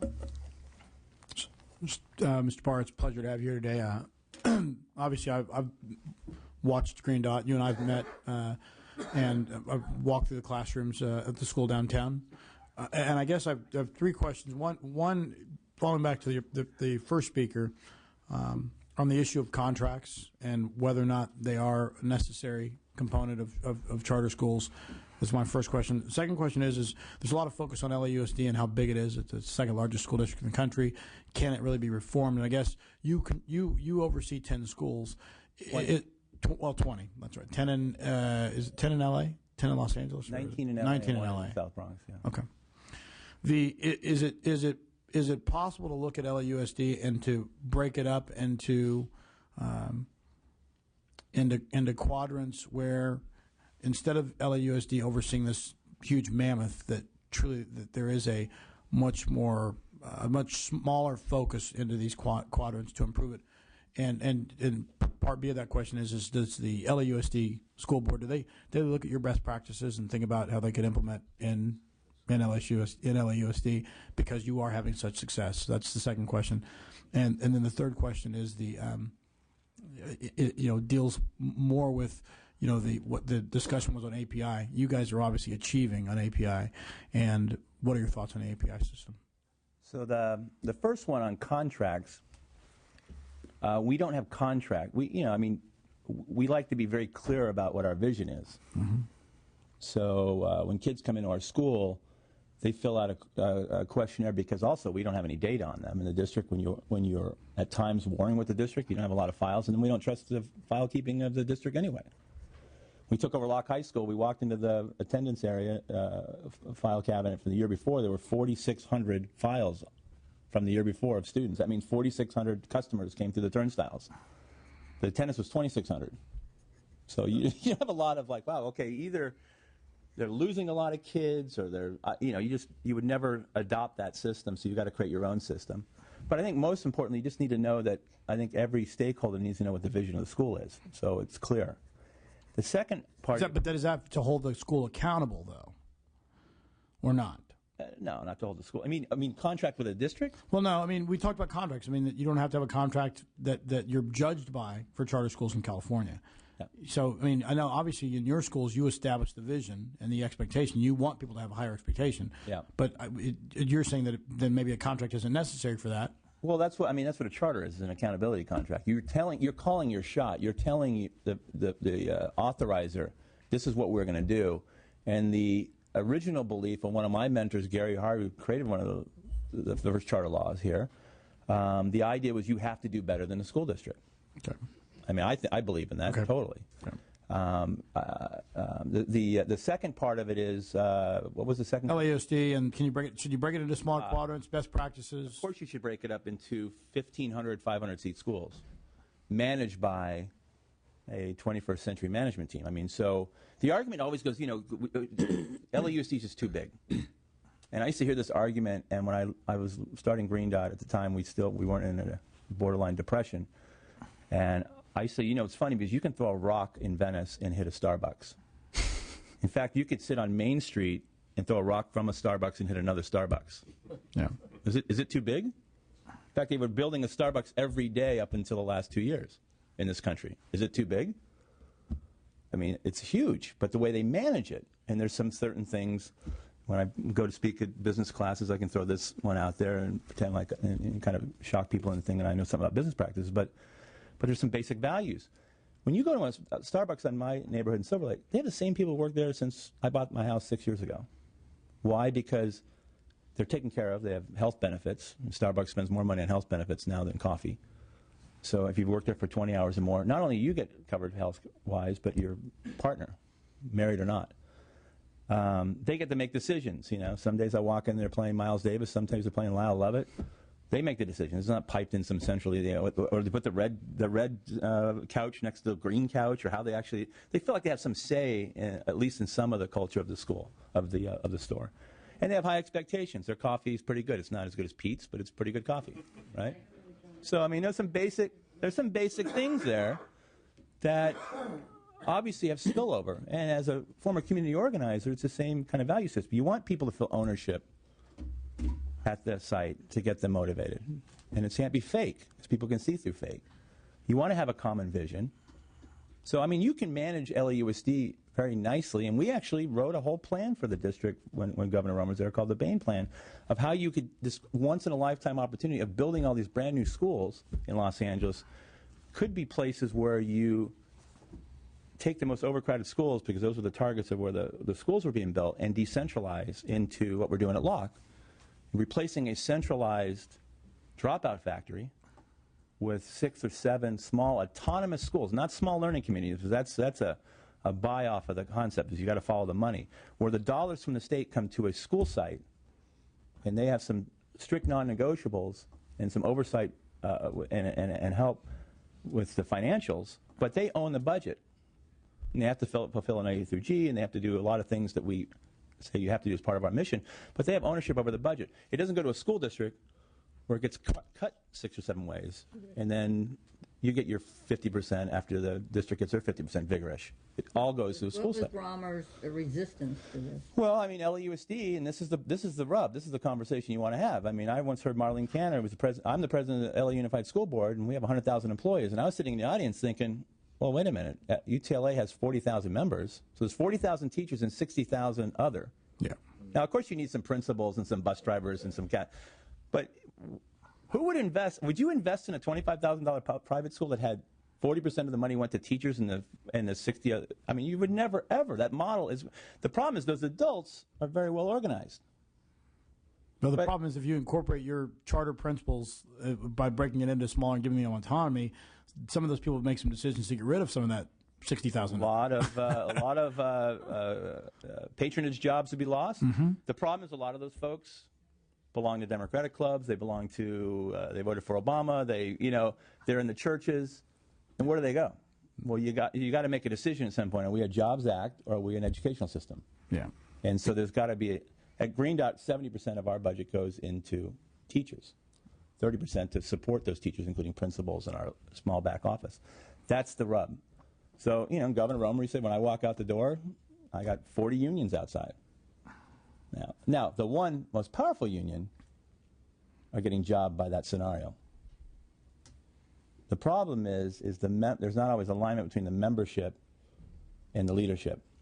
Because in that cozy relationship, there's some things that happen. You would think that the teachers union would say, yeah, we want to get every dollar in the classroom as well because our teachers get paid more.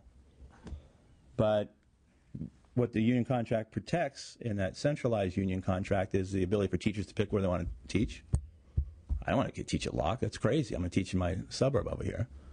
But what they don't know, the dirty little secret is their pay and their abundance of high-priced, what I call them high-priced free agents, are being subsidized by Locke High School. Mm-hmm. Or sometimes my neighbors will say, when they get frustrated with the school district, they'll say, we should charter Ivanhoe. I go, then you should do a real thoughtful inventory of how many years those teachers at Ivanhoe have been teaching, and then figure out what the per pupil costs are, and then figure out if it's even close. I'm willing to bet that school is subsidized by the poor schools in your neighborhood. Because when you do direct funding, you got to live within your budget, unless you're creative and you find partnerships with other schools and sharing resources. But that's where you want to get. And Governor Romer just had so much going on. And, the politics didn't add up. And I was impatient, and I thought, and you asked the question before, why didn't you get along? I mean, we spent 2 years talking and romancing and having steak dinners and drinking wine and dreaming, and then when push came to shove, the politics weren't there, so we had to get very political. We weren't going to create any kind of change unless you brought a whole new component of people into this debate, which are parents. And that's when we started organizing parents. And parents... and this is a conversation that you can spend a whole day on. But I will tell you, I have met very few parents who don't care about their kids' education. They may not be able to, know how to access or be involved in a school because they didn't have a good experience, or when they go to the school, it's not relevant for them. My mom was a waitress.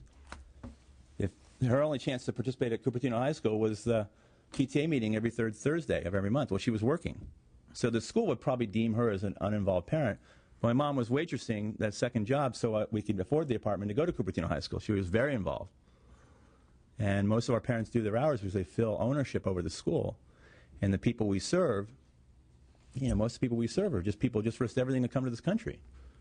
They didn't come to the country for the warm welcoming and the ticker tape parades. They came for a better life for their kids. So, yeah, they care a lot about their kids in ways I can't even imagine. I think I'm a pretty good parent. So, Commissioner Helmke had a question, and then Commissioner Anderson.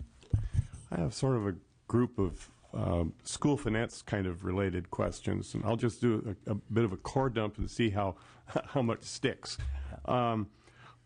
Basically, what kind of an entity are you? 501c3? You are a corporation. Yeah. Profit-making corporation. Nonprofit. 501c3. You operate in school facilities. Do you own those facilities? Do you lease them from the school districts? How does that work? How do you relate to the school finance formulas? Do you get ADA just like regular schools do? Do you get a part of the property tax explicitly, or how does that work?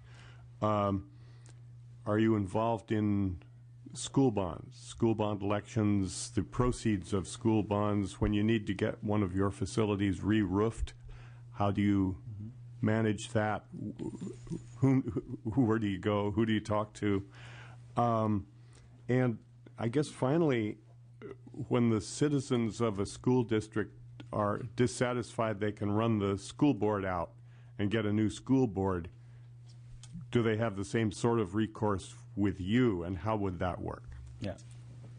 Let me see if I can remember all the questions. Help me out if I have them down here. The first one, the big one's finance. And then I'll get the real estate and then school boards. The way we fund schools right now is the most bizarre notion. David Dukovsky is a school board member, a retired school board member, and a friend of mine. And David about 5 years ago when my wife and I bought a house, my first house, he came, he was pushing a parcel tax. And the parcel tax is $100 per homeowner. And I said, he was fervent about it. I said, David, where does the money go? Oh, public schools. I go, yeah, but where does the money go? It goes in the general fund. Now, I'm a liberal Democrat. I don't think I pay enough taxes, right? So I said to him, the money goes into LAUSD's general fund? He said, yeah. I go, no. You guys are drunken pirates. You guys spend $1 billion and you can't open a high school. You guys have got 60,000 people that aren't teachers working in your district. Why would I give you $100? Now, if I knew the dollars went to Ivanhoe Elementary, Thomas Starr King, and Marshall High School, and you can take 20%, 25% up the top for equity issues into other areas where there's not as robust of a tax base, great. I'd give you 100. I'd give you $5,000 because that's a better deal than a private school. And my public confidence. This is what's going on with the state right now. There's no public confidence. That's why we're going down with $21 billion in debt now. We just lost $1,200 per pupil last year at not only LAUSD but Green Dot. We took the hit better than the district. We didn't lay off any teachers. We gave them a raise and didn't close down summer school. We shaved everything else. And next year, I don't know what the hell we're going to do. But public confidence in the way we finance. This categorical spending, dollars attached to 5 accountants to tell you if you're complying. A.J. Duffy, the president of the United Teachers of Los Angeles, always tells me, Steve, you guys can pay more because you get a block of money in charter funding down to your school sites. It's pure. I said, let's go up to Sacramento and change that. I'm going to spend a bit of my time this following year trying to influence this governor's race and superintendent of public instruction and all the other assembly and state senate races on that issue alone. If you want to regain public confidence, get the dollars where it belongs and do it quick. And make districts have to provide services for those schools and support for the schools like a Green Dot back office has to, not we are the plantation owner and this is the way we do it and we do it one size fits all and that's the way it's going to go. And we dictate who gets hired and fired and all those kind of good things. So that's finance. We can't pass our own bonds. We are attached to some bonds.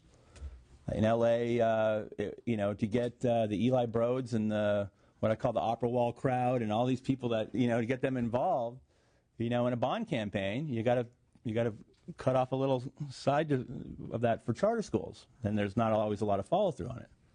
So they've gotten HEP on it, and they're not as enthusiastic. We built our first school with. I remember Treasurer Angelides, 2002, awarding us the first charter school funding. We just broke ground. It took that long to get through the state system. So the $10 million budget at $15,000 a seat creation is now a $25 million because it just costs. So about 3 of our schools are currently under construction with bond, state, and local. One's privately owned that we've leveraged the death out of to finance our roofs and all those things. But, I spend, again, here's the difference. I spend, and our staff spends way too much time on real estate being masked as political weapons from those who don't want to see us grow than at the New York school where it's all spent on how can I get resources to make those kids as smart as possible. Because our politics are not aligned. So the real estate issue, the reason why people, and then so my academic tribe, if I can point a finger at them, they go, well, we studied this, and charter schools aren't doing as well as public schools. Well, you don't get as much funding, and you don't have any real estate. So who's going to go into that business, right? So there's a few that do well, somehow break through, but the system is set up for failure. But see, we do better, or we do as well. There's got to be some kind of alignment to get beyond that. We have the biggest public works build-up in the history of the country in Los Angeles going on right now. Past the big dig. They don't have enough bodies in there because people are either fleeing the city or dropping out. Most of the construction is based on the dropout rates. Just like prisons are built on 4th grade reading scores. Real estate and how schools create master plans for building is based on bodies not being there. The problem we would have when we were talking with LAUSD and Governor Romer back in those days when we were collaborating was I said, your biggest problem is going to be we're going to grow your district from 700,000 to 1.1, 1.2 because we're not going to fit. We're going to take your 50% dropout rate and our 90% retention graduation rate, and we're going to, let's just say we cut it right down the middle, and you're going to get to over 1 million kids, and that's without the idea of the middle class coming back, which would happen in a second because the middle class in my neighborhood can't afford their their mortgages, let alone a private school tax, which can add up to $250,000 through a K-12 experience. You know, so what's happening though is the good news is people are getting it, and there's a conversation happening in Los Angeles that wasn't happening 10 years ago. When I used to go to dinner meetings with my friends, and they go, Steve, what do you see the same kind of reaction that teachers get when they go into teaching? It's like, you know, so what do you, Steve, tell people what you do for this is marvelous. You should hear this. What do you do with those kids? What are those kids? And after a while, I'd say, well, you know, it felt lovingly patronized. I'd say, well, how do you feel about being double and triple taxed? What do you mean? Well, you pay taxes, and then you got to coddle favor to get maybe in some waiting list to get into some private school. You got to come up with money and make life decisions, and very few of us have the kind of money you can just throw around like that. So you're making big life decisions so your kids can go to that school.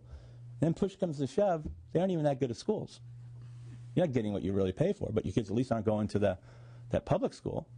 And the joke's on us because we all went to public schools. So the conversation's changing now as people, and especially with this economy and the opportunity, is changing now. That not just it's just those kids, it's all of us are being screwed by this. And what was the last question? Was the finance and the bond? I guess citizen recourse. If the citizens don't like you, can they vote out the school board? Well, I mean, yeah. Listen, I mean, you know, I got people sitting behind me who are going to be shooting darts in my head with their eyes. But I don't believe in school boards, so I just think, you know, 7 people elected by 6% of the voters overseeing an $8 billion budget, which is bigger than the city of Los Angeles, and the failure rate affects everything else in that city, is not an effective way to lead. Well, it tells a story. Well, I mean, so we. Very good story. Well, I mean, after you know, sitting with a brilliant, frustrated superintendent, probably one of the best political minds in the country that's a superintendent, which was Roy Romer, and he couldn't move it. I decided, you know, that at least a few places where at least like something, the logjam is starting to break up a little bit. You know, New York, Chicago, Boston, some of these places where I get flown in all the time to talk to them about what we do, and they're begging us to come there and help them because there's leadership desperate for some kind of change. You know, we got involved in 2005 with business and community groups to you know, push the conversation not beyond a school board race, but into the mayor's race. And we asked all the candidates for mayor in 2005, do you support these 6 tenets, which are the basic vision what I talked about? Small, all schools be small, high expectations, or A through G, call it career-ready curriculum, not for 10%, but all kids. Dollars should go straight to school sites.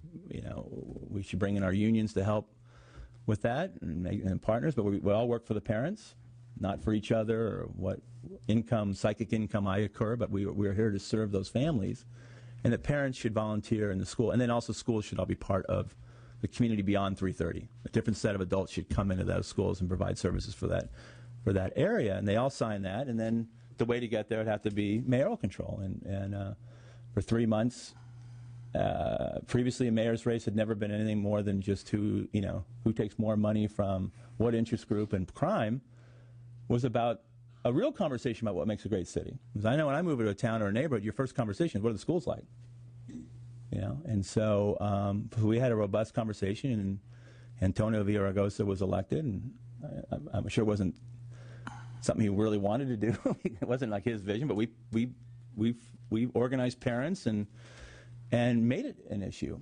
And now that organization morphed into the Parents Union, the Los Angeles Parents Union, which I founded right after that. And now there are, because what was happening is, you know, I took my scheduling book from 4 years previous and took every meeting of parents I've met with. So all these delegations from around Los Angeles come to Green Dot and think that their only answer is come build a charter school in our neighborhood, because the problem is just so big.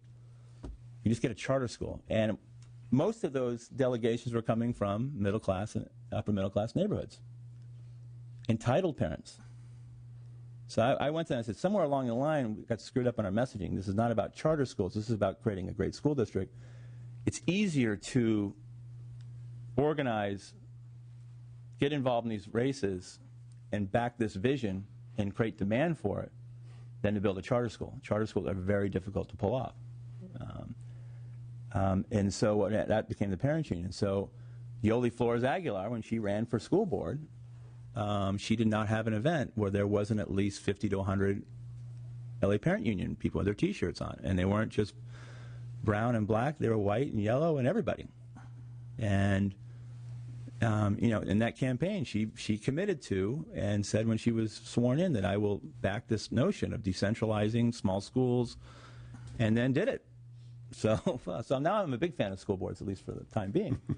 But the result of that was Yoli Flores Aguilar won that seat because the mayor raised money and funded that similar vision in that school board. It wouldn't have happened without that 2005. And so now I look at the state with this incredibly important governor's race, not just because it's another governor's race, but because we are bankrupt. And we've got to build some public confidence in fast, because otherwise people are just going to, they're going to have we're looking at maybe a part-time legislature and $100 a day. Really some stuff going on here that people are going to take out their anger on the state. We got to come up with some stuff that's positive and a visionary. And how do we do that? Well, I'm going to organize people this year around, just like we did in 2005. This is what a 21st century California school should look like.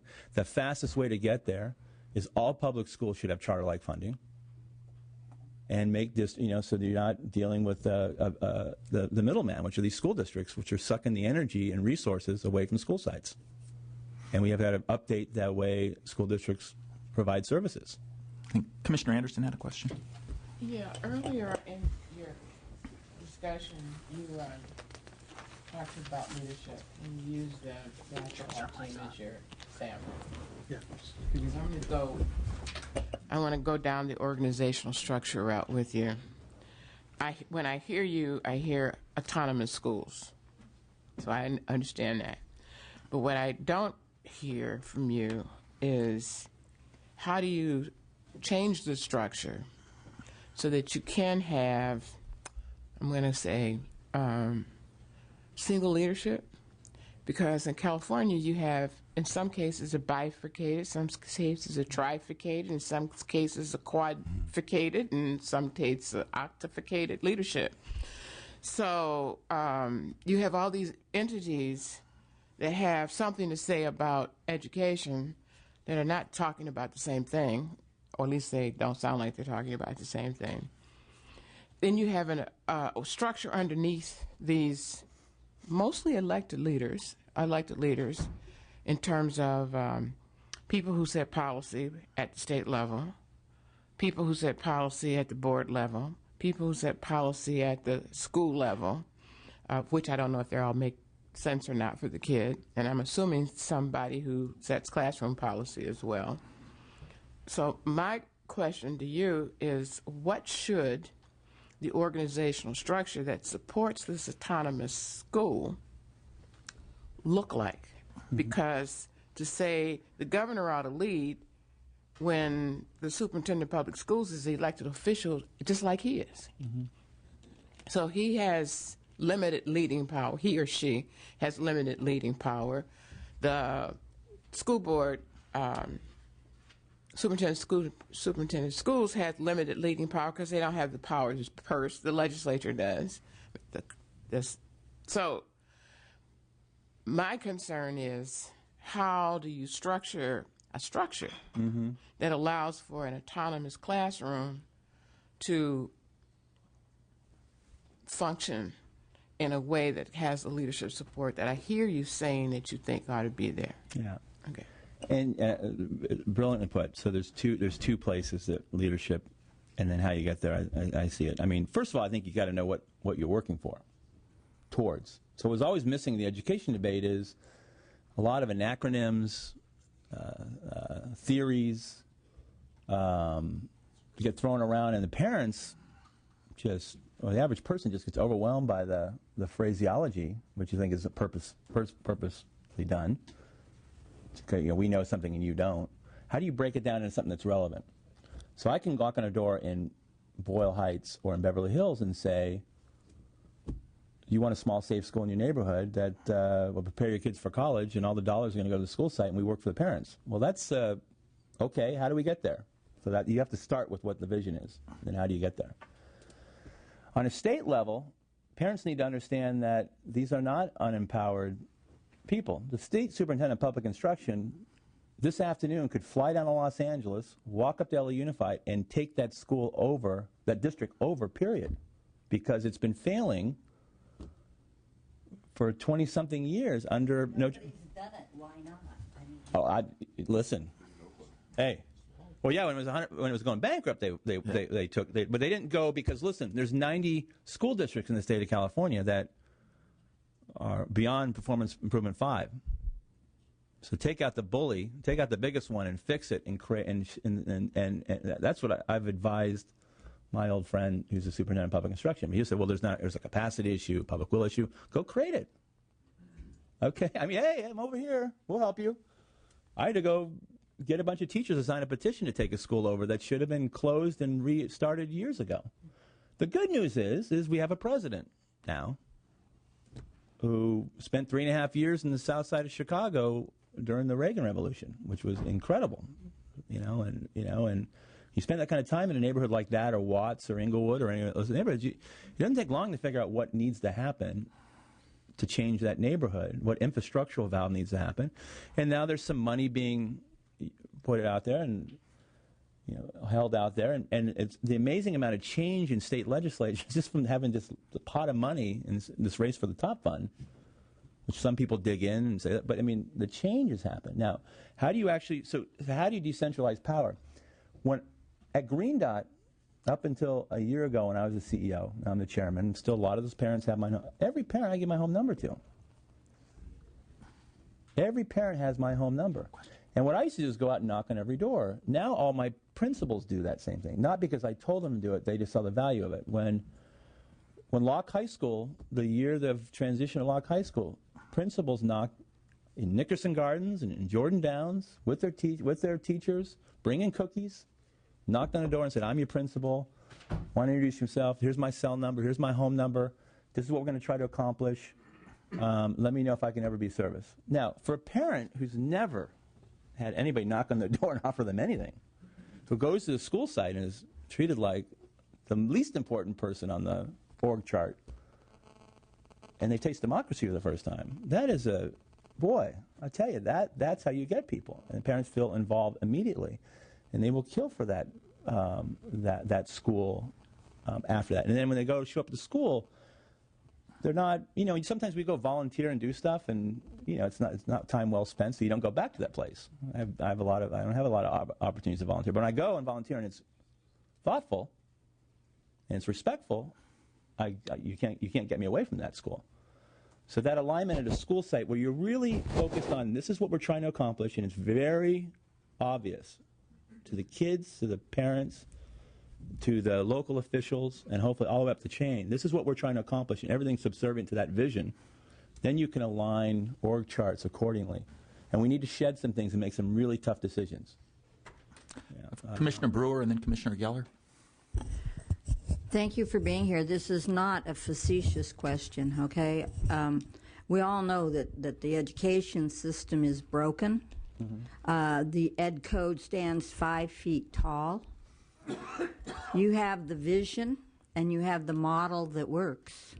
And you appear to have the intestinal fortitude to take on the fight. Why don't you run for superintendent of schools? Because my friend Gloria Romero's running, who, when we were in the trenches early on, was the only elected official who would show up at anything we did. So it's a little hard to go to somebody who did that. So currently that's who I'm supporting, unless the other candidates are more forceful on this issue. But the thought has crossed my mind that I think Los Angeles at one point, and the reason why our theory of change is not to scatter Green Dot everywhere and dilute our purpose. It was to change the second biggest school district in the country, and that would have ripple effects further than us being everywhere. And that, I think, eventually will have to become beyond the political organizing and into the stepping up. And hopefully our kids are learning that along the way, too. Thank you. Commissioner Geller? First of all, thank you for coming. And second of all, I am the dinosaur, I think, on this panel. I'm the oldest guy around, so. I'm a product of California public education from grammar school all the way through to, at that time, Cal State LA, which was really a public college and still is. And my kids, excuse me, went to public school. My grandkids all go to private school. And the question I have is a couple of questions. If you have children going to private school, it sounds to me that what you're doing is basically comparable to that. Is that a Absolutely. I mean, I would think that if you could just, I don't know what percentage of California students go to private schools. Do you have any idea? I don't. I mean, the money that's going there must be enormous. Right.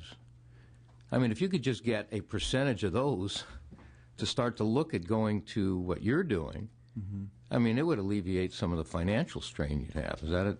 Absolutely. But the question that I always hear is, oh, you cannot believe what a better chance you have of going to a good college if you go to a private school versus a charter or public school. Is that a fair statement that these people are making? Why is that? Well, I mean, you're prepared. I mean, universities take chances on people based on their hopefully ability to stick through for 4 years. You know, it's at least I think that was the theory of a university system. So you're going to take the most prepared people. Green Dot, you know, through our hard work, I mean, our kids get accepted a lot of places because the track record is pretty good. Okay, so you have that type of statistical history to now start to say, you go to a charter school and you do well, you're going to get into a good college just like a kid that goes to private school. I don't know charter school. I think charter schools still have a little gleam, and there is an idea, but I'm not. Jed Wallace is speaking later, and there are people who advocate just for charter schools. I think, as was said by Mr. Richmond and I, back the same thing. I think that a lot of charter schools are as good or poor as public schools, but the 10, 20, 30% of those that are doing exceptional things, that R&D should be replicated. And you will see the value system in those schools are not dissimilar to some of the Tonia's prep schools and some of the best public schools.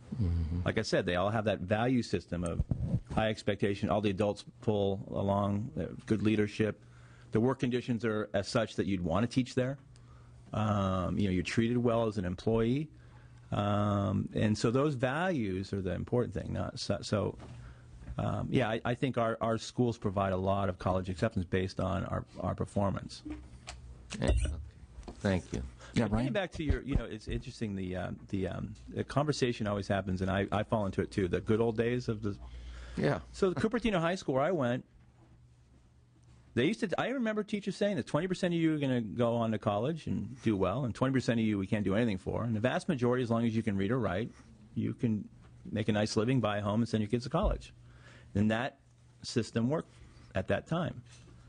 The problem is now we run our schools basically the same with a lot less money, and everybody who can gets the hell out of the system. So, and then we got a lot of people in denial saying that this is, then they try little small learning communities or some kind of nuances of reality. And when those don't work, they go, see, well, small doesn't work. But the real issue is, and I always get dinged on this, but I mean, it's sometimes people think it's funny, but it's actually the best way to look at this. I've heard Jonathan Kozol and I've heard Warren Buffett say the same thing. The fastest way to fix public schools in America is to make private schools illegal. Now, not to single him out on ideology, but he is our governor. What would the educational policy of Arnold Schwarzenegger look like if his kids couldn't go to Crossroads and had to go to Locke High School? What would be the sense of urgency if they had to go to a public school? They would hire McKinsey or Bain, or they'd say, okay, who's doing it really well, and how do we scale up as fast as possible? And I guarantee you the school that they would come up with would look a lot like a Green Dot school and an Ivanhoe Elementary School. It would be, and it would happen like, okay, we're going skiing. It better be done when we get back fast. Right. Because the public will and the politics would be so aligned that there would be no justification for not doing it. Because we all want what's best for our kids. So I have one more question, if I may. Sure. You mentioned Thomas Starr and John Marshall High. Are they charters? No, those are my local public schools, my K-12 feeder system where I live in Los Angeles. Yeah, well, I went to both of them. Oh, did you? Yeah. So. You When was that, about like 1935? you look like you may have gone to school with Judge Ito. No. No? Before him? I don't remember. I mean, There's a lot of famous Angelinos that went to Marshall High. I got out of jury duty once by Judge Ito was the judge, and I got out because he went to Marshall High, and his best friend went to go be the founding principal at Locke High School. So you skirted your civic duties, is what you're telling us right now? Well, he said, look, you can sit here for 5 months on a murder case or go build some more schools, so we don't see as many people in murder cases. So I think it was wait. Commissioner Brooks had a question. Yeah, I'm not sure if I heard you right earlier. You had stated that you don't require the parents or the students to sign a contract. Is that correct? Well, you sign a. This is what our value system is, but it doesn't preclude you from going to the school. We used to have a writing sample just because we were kind of doing detective work of the kids, what the skill set was. So you try to provide as much. Okay, this is the reading levels, but we don't do that anymore. I mean, from the it's more questionnaire, like where you live. We're creating files, but it's not a contract about coming or going. No, I mean more from the standpoint of accountability. I have a 6.5-year-old and a 4.5-year-old, and they go to a parochial school. And we signed a contract. As parents, we have to donate X amount of hours to the school a year. If we miss our hours, we actually write a check and pay a fine. Or you have a choice, one to the other. And one of the reasons why we love the school so much is, the parents are so involved. Mm-hmm. They donate way over the amount of required hours, but it gets buy-in from the parents. Right. And I think when the parents have buy-in, the teachers are accountable because the parents are there, the principal is held accountable, and I think the learning environment is a great model for a successful learning environment. I don't know how you can have a successful school when you don't have that buy-in, not just from the parents, but not just from the teachers and the principals and the kids, but also from the parents. And so what accountability do you have? And if you did have that accountability, do you think your API scores would increase even higher? So the word is not require. We ask of the families 30 hours per family of service per year. We can't, but we work with each family. It's not a one-size-fits-all, you have to be here and there. I mean, we work with each family. My mom would have chaperoned 3 of my dances. She would have chaperoned every dance and made my life a living hell. Because that would have fit her schedule and her ability to be there. And so we work with each family. And it's been probably the most fun I've had is see my preconditioning get shattered with this concept that only certain people care about their kids. Right. So what happens is 90% at Green Dot schools, and Locke is still we're still in the first. We're starting our second year. 90% of our schools, 90% of our parents in our schools do their hours, and then like the story you told about your school, and then some, because it's tomorrow I'm going to, which is a common occurrence. If anybody's at near LAX tomorrow at 2:00 and they want to come to Thanksgiving dinner at Animo Leadership Charter High School right by Alamo Rental Car. The parents do a tradition once a month. They all come and they cook for the teachers. And it's not just and they all come and cook. And then I got there and I have to eat a taste of everything. And that's why I put on 40 pounds since I started this organization, because they feel so privileged that the kids go to the school, that schools reached out to it and made their participation worthy. And it's the culture of the school which fits the culture of the people we serve. And so sometimes people will say to me, well, you do well because you get those certain parents. Now, that usually comes from the west side of Los Angeles and people look like me. But somehow because we do well is because we're getting certain kind of people. So the idea that, and I would finally get frustrated with this idea and call people on it, because you can hire those same people to help raise your kids, because you don't come in association with anybody different than what you look like, or in a real way. You would assume that. And if your only interaction with somebody who looks different from you is the evening news, yeah, that's the 5%, the 4%, the 3%. of people who don't care about their kids' education. They end up on, you see on the nightly news every night. People who just risk everything to come here, African American families that are pieced together like mine was, when you reach out and at first, not all of them come lockstep right into it. Sometimes it takes a year or two. Sometimes the kids have to humiliate the parents into it, but we do it not because we need the labor and we need ownership. We need them to rally around the mission of the school. Now, Locke High School, which is one of the most dysfunctional schools in the country, and people love to blame the parents, instead of taking responsibility and leadership, like blaming Baron Davis for the Clippers. We had a parent, in the second month that we had our first parent meeting there, I had to park 8 blocks away from Locke High School. Why? Because those principals and teachers knocked on those doors, created a trust, and even gang members don't want their kids to be gang members. You didn't have your preferred parking place right next to the front door? No. With your I name? parked 8 blocks away. I couldn't get near the place. But there is a private school that one of my grandchildren go to called Center for Early Education, which does kind of believe in, it's not this we're all lily white school. This is a very, very, this is a school that really does follow the tradition of making sure that the students are all a very eclectic mix of every culture. And I mean, that is important to many parents. It's becoming more and more important as the world changes here.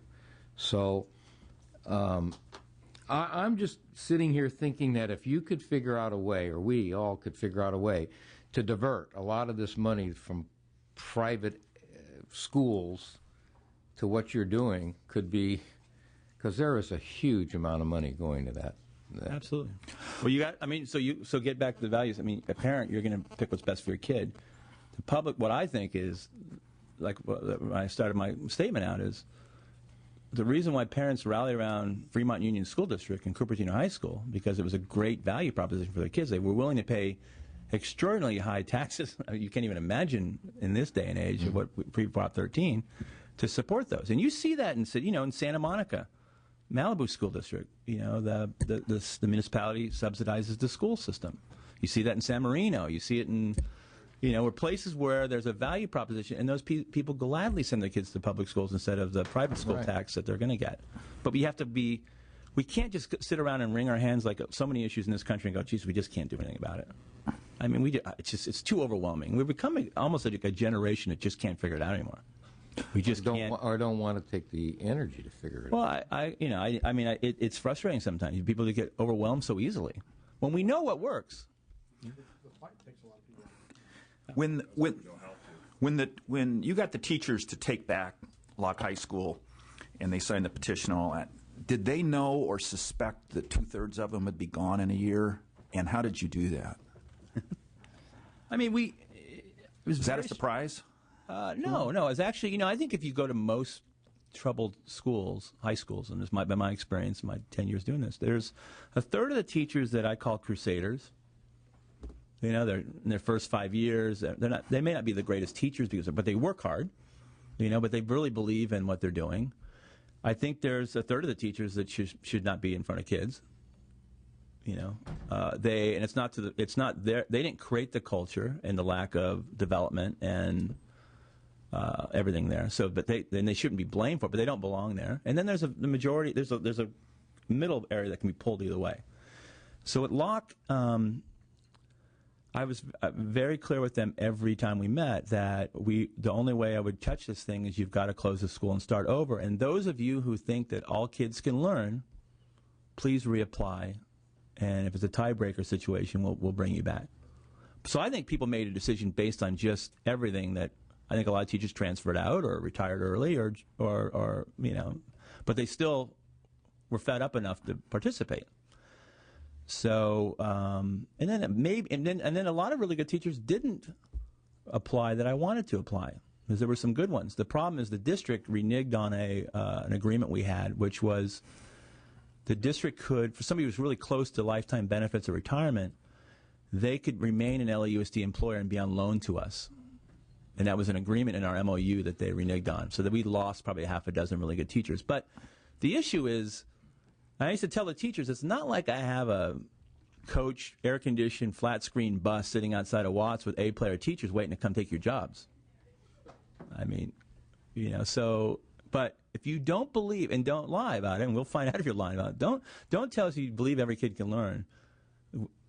If you believe that, you can stay. We're gonna, and it's not blaming the teachers because, like I said, they weren't the problem. We were retooling the plant. That's what Randy Weingart and I always talk about. What ends up happening is the teachers get the blame for the lack of leadership. It's like blaming Baron Davis for the Clippers. It doesn't make any sense, and people get resentful, and they get, they recoil against any kind of partnership, and that's what And my friend Michelle Reed does that. I've seen a lot of superintendents do that, where the teachers get the blame for a crappy system.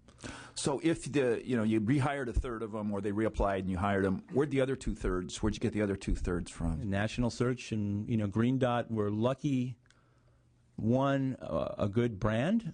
We pay better, so an average teacher at our school will make $8,000 to $10,000 more than an LAUSD or. Are they at will? Or they? No, we have. So here's our union contract is this, and I think there's a generational opportunity to remake unions only if we're remaking the system. So we don't have tenure, we have just cause. And the idea is you don't have a job for life, but you can't be fired at will. You have to have a reason to fire somebody.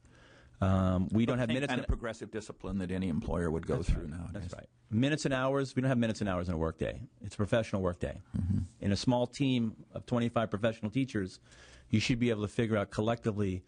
If you want to do your administrative stuff early and leave at 4:30, great. If you choose to come in at 8, then you got to stay after. But you have to finish your task. But it's a professional workday.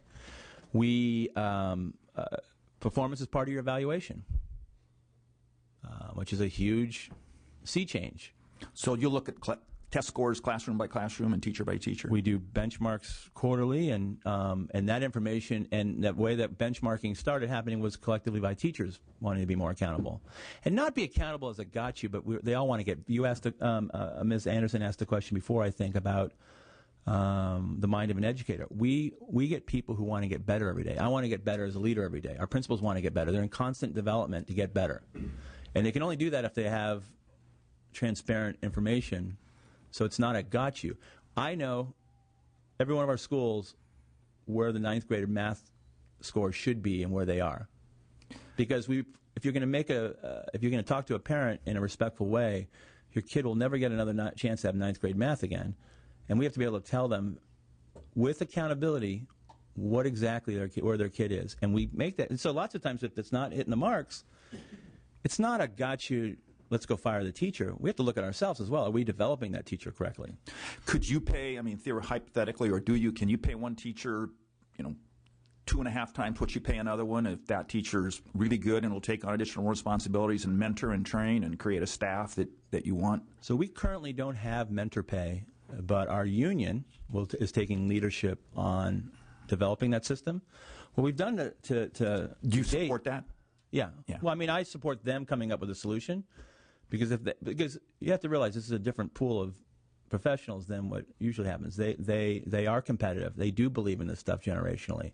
So I want them to develop it. What we've done to date is give a tranche of money to each school, and they do it with what they will for motivating. Some have done some merit pay. Some have taken a whole staff at the end of the year, if they hit their marks, to Vegas.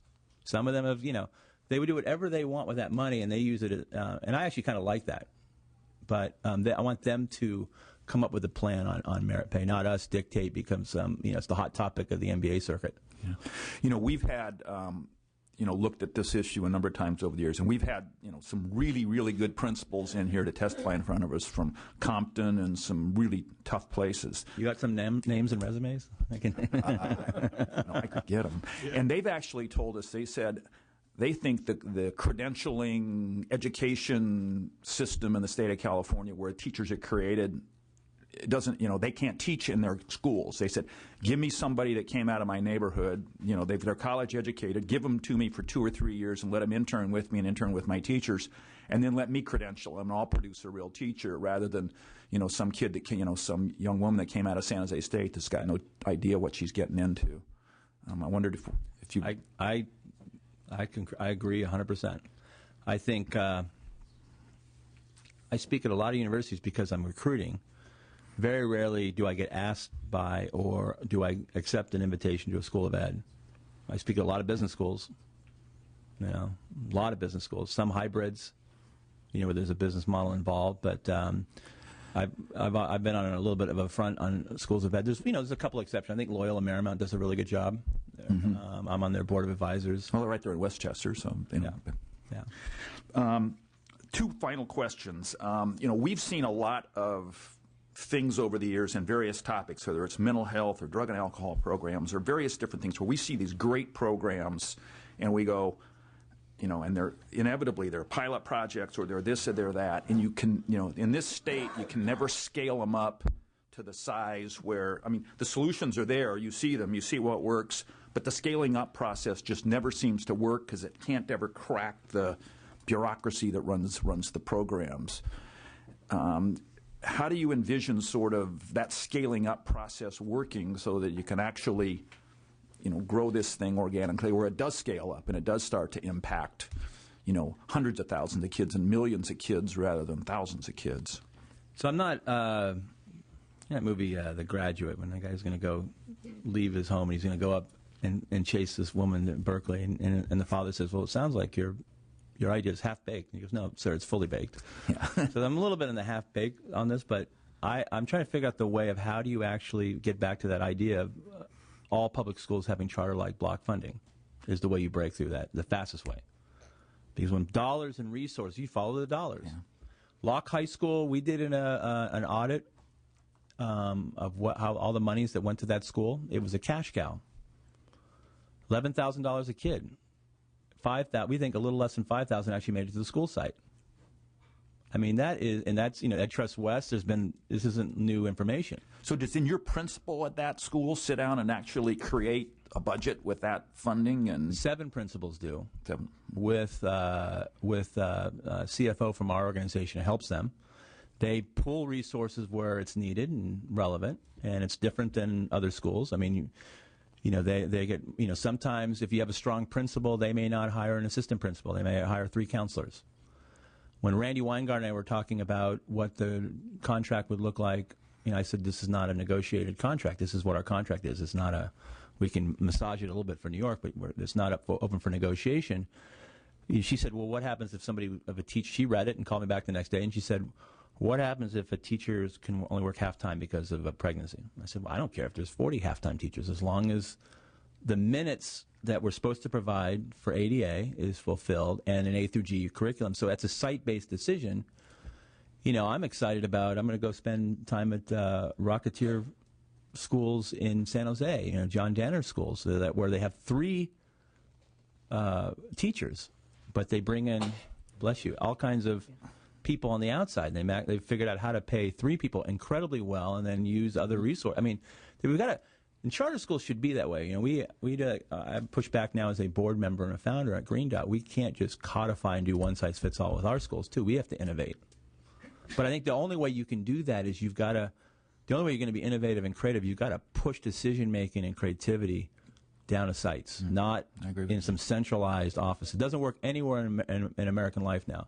Business people will say the best way to run a business is make decisions closest to a client. Community organizers will say the same thing. So the community organizers and the business people need to get together and solve this.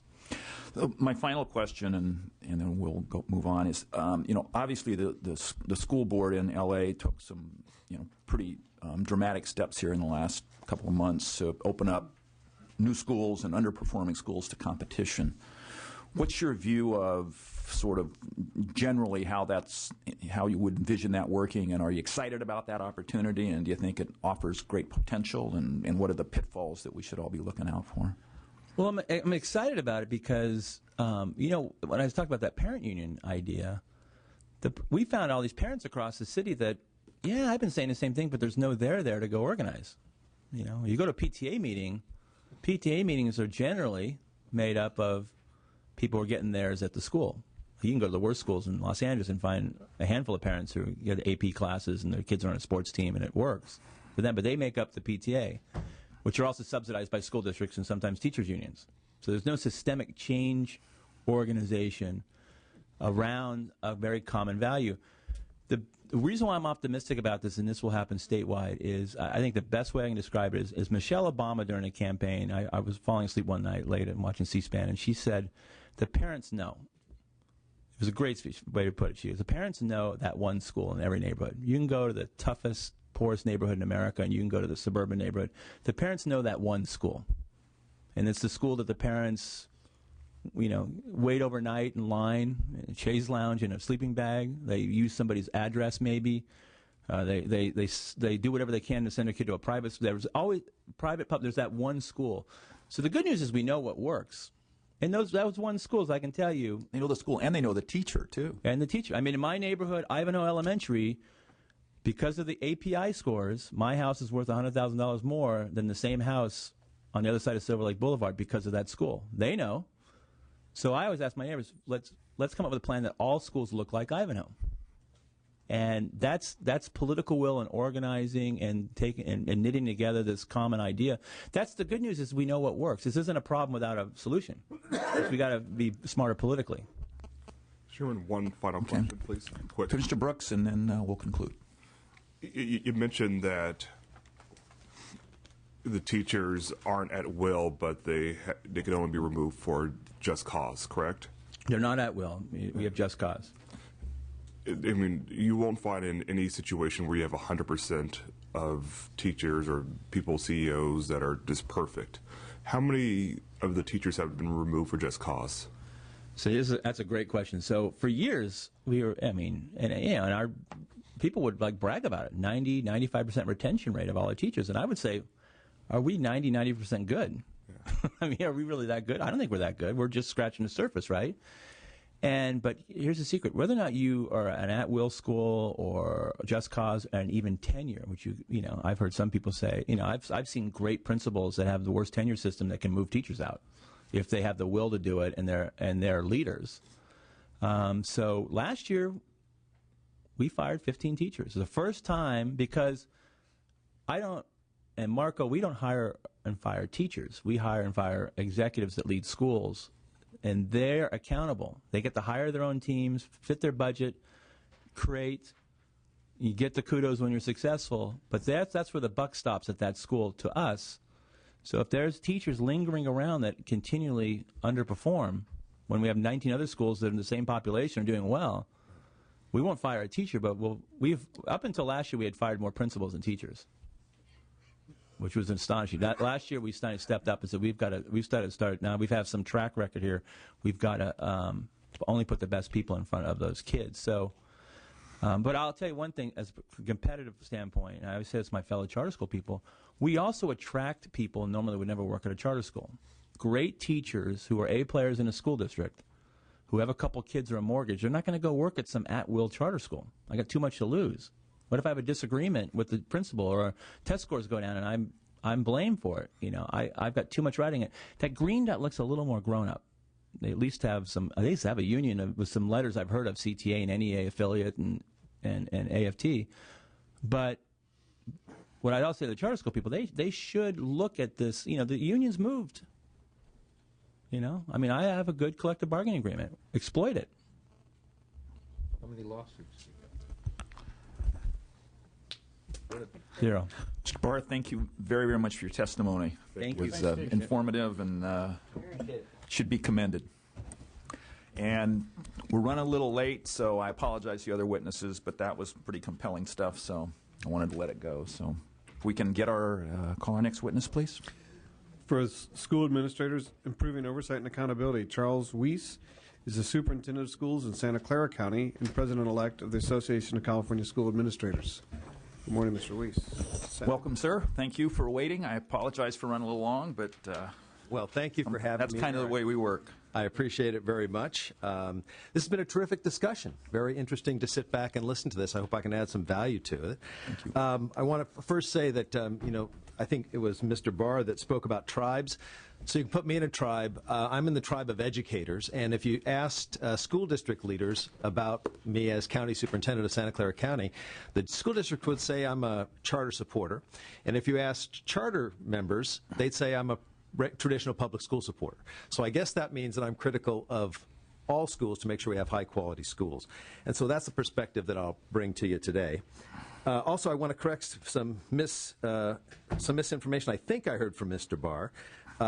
3 things. Number one, Mr. Barr said that Cupertino went from best to worst since he left. The reality of Cupertino is they have the 2 highest performing schools in the state. Yeah. So I don't think they're worst quite yet. And we'll hear from Jo Lucy later, and she can tell you that as well. And the second thing is that he also said that all urban high schools stink. In San Jose, the San Jose Unified School District has the 2nd highest performing schools, urban schools in the nation. So just wanted to let you know that. They don't all stink. Does that average in Leland and all the ones out in Almaden? Or? It does. Okay. All of San Jose Unified.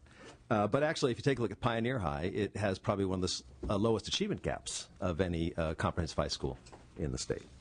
And then finally, he made comments about what created Silicon Valley, and I was meeting with the Silicon Valley leadership group the other day, and they said that Silicon Valley was created because of the diversity of the valley, the diversity in thought, the diversity in ethnicity, the diversity in language. So that's something to think about when we think about charter schools as well. So I am the Santa Clara County Superintendent of Schools, and I'm also the president of AXA this year.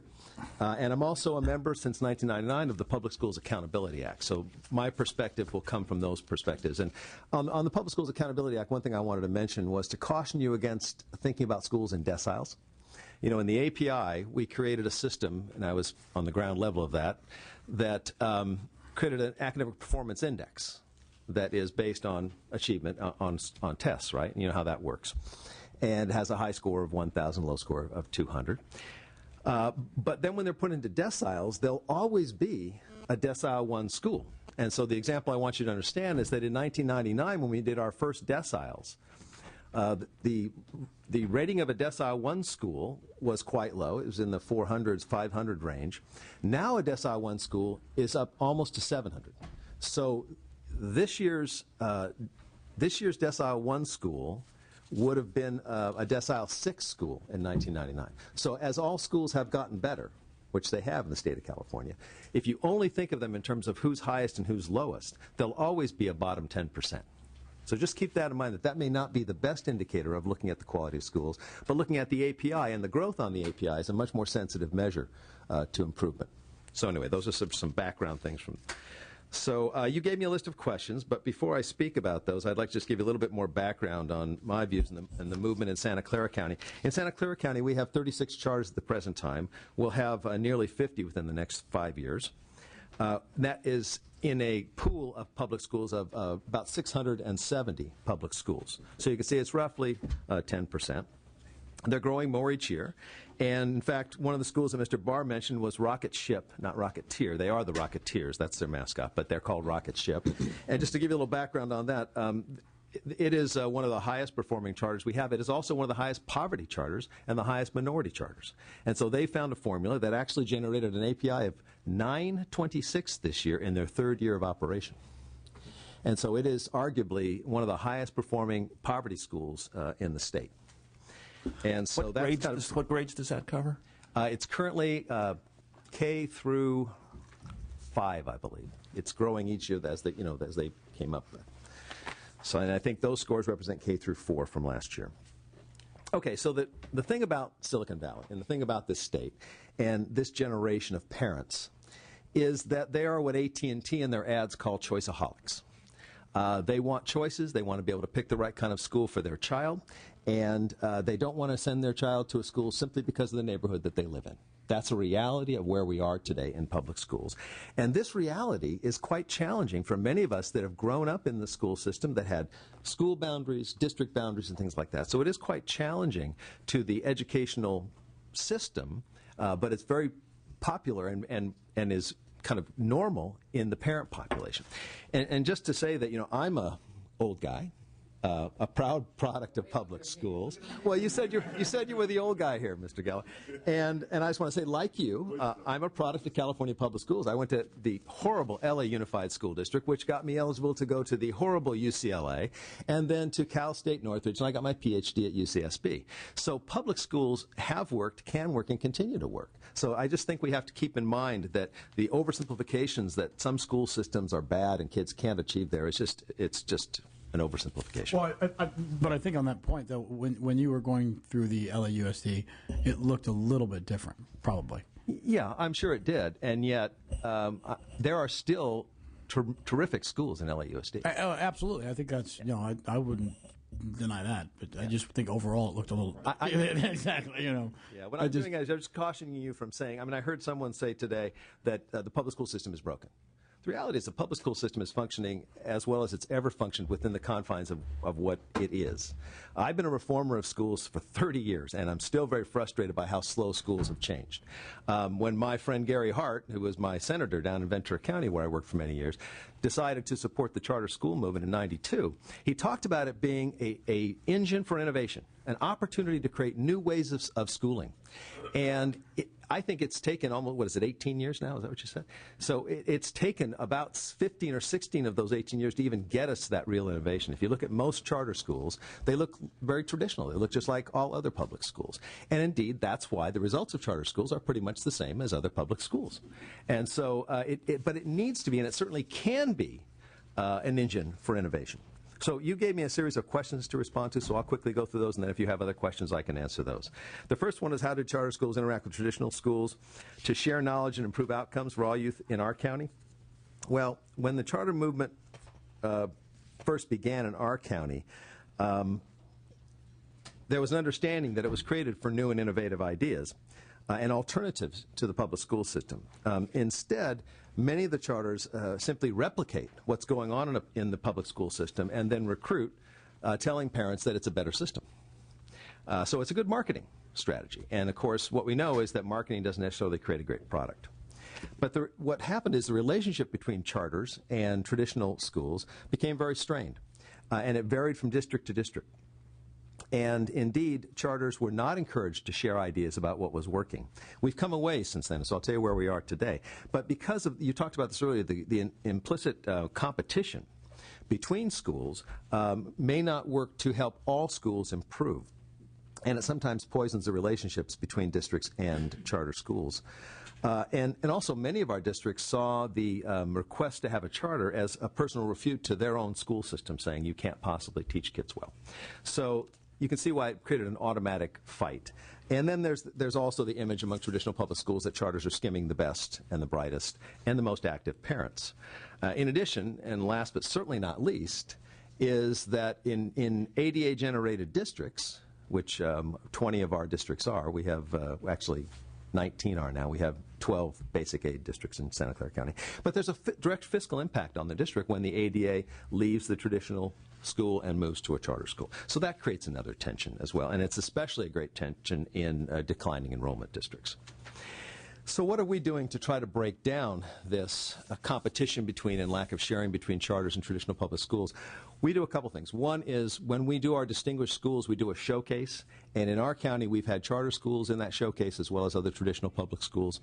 And so they show what they're doing that works.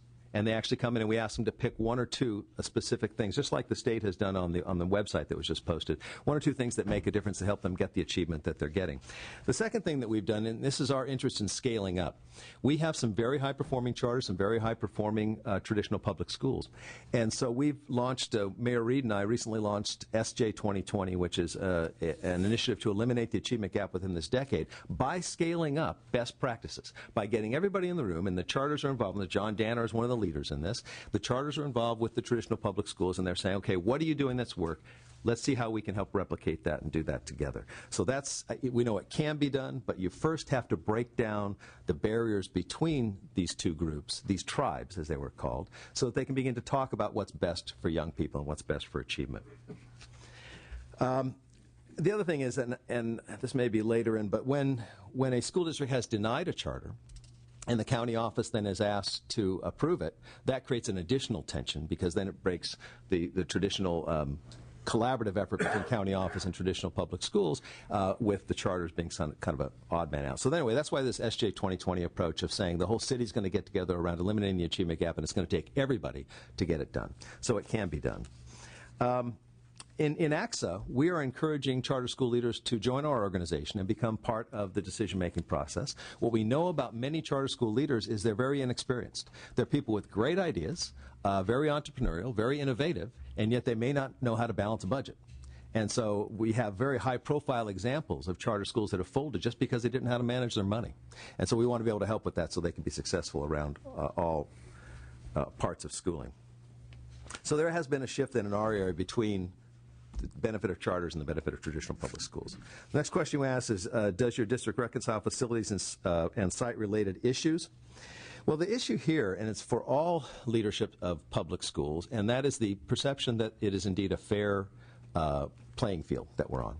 And as you know, the regulations of Prop 39 suggest that actually it's weighted more toward charters being able to demand school without having to demand school space without having to pay for it. And so I'm from a county where we've had a long and ongoing battle between a school district, Los Altos, and a charter school that we charter out of our office because Los Altos felt they needed to close one of their small schools. And as they closed that school, the parents in that area didn't want to close that school, so they proposed a charter and asked for the school. Logical thing to do. The district denied them the school because their plan was to close the school, renovate it, then open it up a few years later. So they closed the school, didn't give that to the charter, and so this charter is called Bullis Charter, actually started a series of lawsuits to get access to facilities against the Los Altos district, and they have been fighting now for approximately 5 years, and just filed the latest lawsuit this last year over whether they get adequate science lab space on the middle school campus. So a tremendous amount of money has been spent in the courts trying to figure those things out, and they're setting precedents for exactly what kind of comparable space you should get as a charter when you use that 80 students or more from a district. But it drives us back to the old time when we're differentiating between a charter school and a traditional public school. And also I think that district, the district is a basic aid district, so they're not as worried about losing students because their revenue doesn't go down when they lose students. They are concerned about losing space on their campus and the problems of trying to manage two schools within a single campus. So it's a very complicated financial situation, and it does cause districts to fight, and charters and districts to fight unnecessarily. So again, leveling that playing field, getting regulations that makes both sides feel that it's fair. And that's what we like about John Danner's approach in Rocket Ship. He doesn't demand space from school districts. He works with the school districts to be able to build his own schools. So we think those kinds of solutions are available to us and should be used more. Let's see. The thing about, we also think that one of the things that causes problems is that the appeal process. When a district has denied a charter and they know that they're going to draw 80 or more students from the district, and then they bring their appeal to the county office, and the county office says, we see nothing really wrong with this charter, which is basically the standard for approving it. It's not, well, we think it'd be great. It's just we have no reason to not approve it. Gets approved, and then they go back to the district and say, well, we're approved now. We still want that space from you. Again, it creates another tension that won't get us to this idea of sharing best practices and doing what's best for all students. So it creates another problem between the districts and the schools. What we have moved to with our charters in the Santa Clara County Office of Education is actually, rather than using a memorandum of understanding approach, we've actually created a charter contract approach. This last year we have so many charters, and I think we have 9 charters out of our office. We actually have a department of charter schools, and so we've gone to a contract approach because we want consequences for violation of the tenets. In a memorandum of understanding, there may not be an outcome if you just choose not to do something. And so we actually have a contract, and when the charter schools that we work with agree to sign that and say that if you violate the tenets of this contract, your charter will be revoked. And it goes well beyond what's in the petition, because we think the petition is way thin on really getting protections for kids. And that has really been what we believe is a very good process, both for the charters and for the oversight agency, which in this case is our county office. The third question we asked is, how do we plan on addressing the number of appealed charters of the County Board of Education? And we've actually had to create a department, as I said, so it's an overhead cost to us, but we believe that it will save us problems downstream. But now that we have this department, we are actually creating 2 things. One is a more complete review of charter applications, and then two is a monitoring system for charters throughout the year and using very specific achievement outcomes and financial outcomes so that we can make sure the charter has the chance of being successful. We know that the Charter Schools Association is working with us on that because they have a vested interest in making sure that charters are successful as well, so there aren't as many failures or aren't as many low-achieving charters. So we are actually building procedures and practices to oversee charters, and we think that that's one of the things that needs to be built up in chartering agency districts, that there really isn't any methodology to monitor the charters to make sure that they're ongoing and successful. And so that's something. And in fact, with the rocket ship charter, they've actually set a standard of having a certain API level to be able to open another charter. So they've set a threshold they have to hit academically to be able to open the next charter in the chain of charters they want to open. Did you authorize them? Yes, we did. Okay. Yeah, they're one of our charters. In fact, rocket ship Mateo Sheedy is downtown San Jose, in one of the poorest areas of South San Jose, and they're opening one other this year, and then next year, and then another one the year after that. So there'll be several charters they'll be opening. And the County Board of Education is the authorizing board? Yes. And that is working effectively? Well, it is for that charter. I can tell you a story of another charter that we authorized that is abysmal right now. We just sent them a notice to cure. So it's not the fact that it's a charter that makes it successful. It's the kind of things that they're implementing. It's the principal they have, Preston, who was a great traditional public school principal and took his school to high heights. He's just implemented the same things in his charter that he had in his regular public school. So, yeah, it is one of ours. The next question you asked was California's current criteria for revocations and renewals, is it sufficient? The answer is clearly no. If indeed charters were supposed to be bastions of innovation that do better than other traditional public schools, that's not even one of the criteria for renewal or revocation. In addition, I have some real high-profile revocations of a charter. This last year, we did an investigation of a charter agency that ran two charters, one in Gilroy and one in East San Jose. It was run by the Moxa organization, and it was such a high-profile failure because they didn't understand the fiscal responsibilities of a public school. They were withholding money from their employees for CalPERS and STIRS, but not sending it in to CalPERS or STIRS. So 2 years after opening operation, the employees looked at their retirement things and they said, how come I didn't get any years of credit? It's probably been very good for the last 2 years. You should send us a thank you note. They have no idea how lucky they are. Well, except if you want to retire, then now you're 2 years shy. And by the way, you don't have that money because it was withheld from your check, and the 8 to 9% that was supposed to be contributed by the charter wasn't contributed. Is that fraudulent? Well, the DA is looking into that. The FBI is looking into that, and we'll see what actually comes out in court. But we closed the charter down because that's Administration 101. If you take something out of somebody's check, you better send it where it's supposed to go. So these are the kind of things that can happen in a charter in a freewheeling environment that doesn't have adequately trained administration. And I taught at 3 or 4 different universities as part-time faculty, and one of the classes I taught was school law. I mean, that would be on the first test in school law. You know, how do you find out what the laws are that relate to personnel, and how do you follow them? And so these are high-profile things that shouldn't happen with public funds. And so it does. I believe that needs to be more oversight. So, and the other thing is, what we've noticed in the charter laws is there really is a decided lack of transparency. As a county superintendent, as you know, we have fiscal oversight of the local school districts and the charters. And the charters, we have to treat, if they're direct funded charters, just like a school district. So we have to do the same oversight we do for a large school district for a one school charter.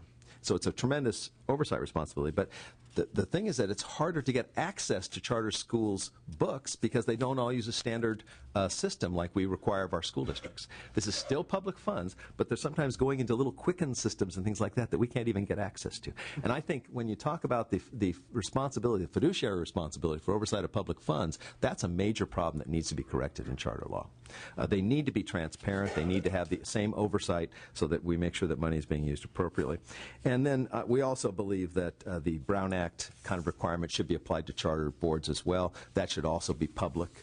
And there should be conflict of interest laws associated with charters like there are with other public schools, because there's a lot of money flowing through the hands. So these are all just charters. legislative fixes. Yes, they can, and we have proposed legislative fixes. They've gone through and they've been vetoed, saying that they would create too many constraints on the charters, that they couldn't be innovative. And it's true, they couldn't be innovative by putting money in their own pockets. They would have to spend them. I think Commissioner Anderson had a question. Yes, sir. I want to understand the system under which you're operating and having trouble visualizing it. Okay. You have the Scott County Board of Education, and then we have how many local school boards other than yourself? 31. In Santa Clara? In Santa Clara County, 31. So you have 260,000 students. Okay, so you have you two, you 30 some odd, and only you are responsible for charter schools. No, each LEA that charters is responsible for oversight. Okay. And then we are responsible for the ones that we oversee directly, and for all other public schools in the county, including charters. Okay, so I'm trying to figure out this mix-mash you have here. So you have, the final word is you, evidently, the county board of the county school board education. That you're the final word. That's an interesting statement. It's the county superintendent of schools who has fiscal oversight responsibility for all public schools within the county. That's me. Okay, and then the locals, the 30 some odd, have the next responsibility, and you oversee them. Within the county office, there are two kinds of charters. One are charters that we've authorized. Okay. There's 9 of those currently. Okay. And then there's some 20-some that are authorized by the districts. They have oversight fiscally of those, and then I have oversight of those districts that have a charter within them. Well, I'm trying to figure out if charters are, in my way of thinking, you could tell me if I'm wrong, it's sort of more autonomous schools of the particular organization that's allowing the charter. So it's like this school actually is going to have a little more autonomy than the rest of my schools, but it's really my schools. And then you have this, I'm going to say the city schools, and then they have theirs, which have a little more autonomy than their schools. Their other schools. Right. So when I look at charter schools, I just see them as a freer school. My question, which once I understand the structure here, is how do you have charters inside the same building with other schools? Is this a one-stop shop situation, and how does the management structure work? How does the leadership structure work? I mean, that sounds strange to me, and just organizationally thinking about if you look at the Prop 39 regs, they say that if a charter has 80 or more students from a single district, they can demand space from that district. If the district still has students on a campus, and the only thing they can give them is some of the buildings on that campus, or even portions of the buildings on the campus for some periods a day, say in a middle school, which is what this incident I was talking about, then you would indeed have 2 schools on a campus. The charter would have their independent administration and staff, and then the other public school would have their independent administration and staff. Now, it's not an ideal situation to be sharing a campus like that, unless it just seems to somehow work. This particular school I was telling you about actually has a fence on the same campus, but they have a fence between the Bullis charter and the, I can't remember the name of the middle school, but there's a middle school there that's right next to it. And what they're asking for now, because they're going up to middle school grades, is they want to have access to the science labs, which are science lab's expensive, fully equipped. They don't want to have to build their own, so they want to be able to have kids march across campus and get to those. And the middle school is saying, well, we're not sure we can manage that well, so that's why they've denied it. So it's kind of an unusual situation. But under the charter school regs, under the Prop 39 regs, it could happen anywhere in the state. If you want to open a charter with 80 kids, you could demand space on a certain campus. And say this is where, and the district can say, well, here's the campus where we want you. They don't have to give them on that campus, but that's what you could ask for. Okay, now that to me that sounds structurally problematic. But the other one is, if a charter is really yours, and just sort of run differently, isn't there a vested interest? Shouldn't there be a vested interest on the part of the organization that's chartering to have that charter be successful? Yes, there should be, as long as you don't see them as a competitor. And then you've listed all the reasons why they do. Why they do. Yeah. Can you give us some thinking about how not to have them become competitive? Here's my thinking on it, what we're trying to kind of push in Santa Clara County. And that is, if charters become places to skunk works, for want of a better term, places to innovate, and then those innovations are proven. Because one of the things about consumers, if indeed we have a group of parents as consumers, and I think Mr. Barr also said that parents know. I remember when I was an elementary principal, and parents would come into me and say, I have to have this teacher. She's the best teacher on your campus. And I would say, okay, we'll see what we can do to get your child in there. And then I'd have someone else come in maybe an hour later and say, I need to get my kid out of that teacher's class. She's the worst teacher on your campus. Same teacher. Perceptions are just that, perceptions. And they're not always based, especially in the general population, on any objective measurement. And so in being able to use charters to try out strategies, collect data, see if they work, then we could convince other schools to try to adopt those strategies. See, the one thing we don't have in education is much opportunity for skunk works except in charters. Because we kind of push toward tradition. That's why it's so hard to reform schools. We push toward what always was, because as parents, we want our kids to have a great school. We want our kids to have a great schooling experience. We want it to be just like the great schooling experience we had, but we want them to learn a whole lot more than we learned. And see, that's not very rational. That assumes you had a great school experience. I have one more. If autonomy for the school is important, is there any way for the present system to start to create more autonomy? Good question. Good question. And my dissertation is on school-based management. In the 80s, a big movement was giving more autonomy to schools, giving them the authority to make decisions about their curriculum, their staff, all the kinds of autonomy that we're talking about today in charters. As you know, that system failed pretty miserably, and by the 90s it was stopped. And school-based management came up because, according to the theories on this, came up because people said, well, the schools aren't doing very well. Let's try something different. Let's devolve authority to the local school, and then if they can't do it, we'll just get rid of the people that were doing that, and then we can try something else. We've now moved in the state of California to more centralization. You know, we have much more structure in California than most other states in terms of the state board telling schools what materials to use, how to use them, when to use them, all that kind of stuff. So we've become a very centralized system. So charters are the antithesis of that. They're saying, okay, what can you do outside of the required parts of the system to create new ways of learning? And so that's why it's a great opportunity. But it is a movement back to what we did in the 80s to see if that would work. So would you agree with Mr. Barr that you ought to devolve all the funding and the accountability decisions down to the local? Well, as I'm suggesting, that was a big... Get rid of the school boards? That was a big movement in the 80s, and it didn't work. Mm-hmm. So, and also, there's a new book called The Tyranny of Dead Ideas, published this year. Have you anybody read that book? Tyranny of Dead Ideas, and there's only one chapter on education, but the dead idea in education, they're saying, is local control. They're saying that the highest performing nations in the world are centralized, that the federal government basically runs the schools. I don't think they've necessarily got that right, but if you take a look at that as a dead idea, charters are local control. And so there's some real conflicting perspectives on what works in education.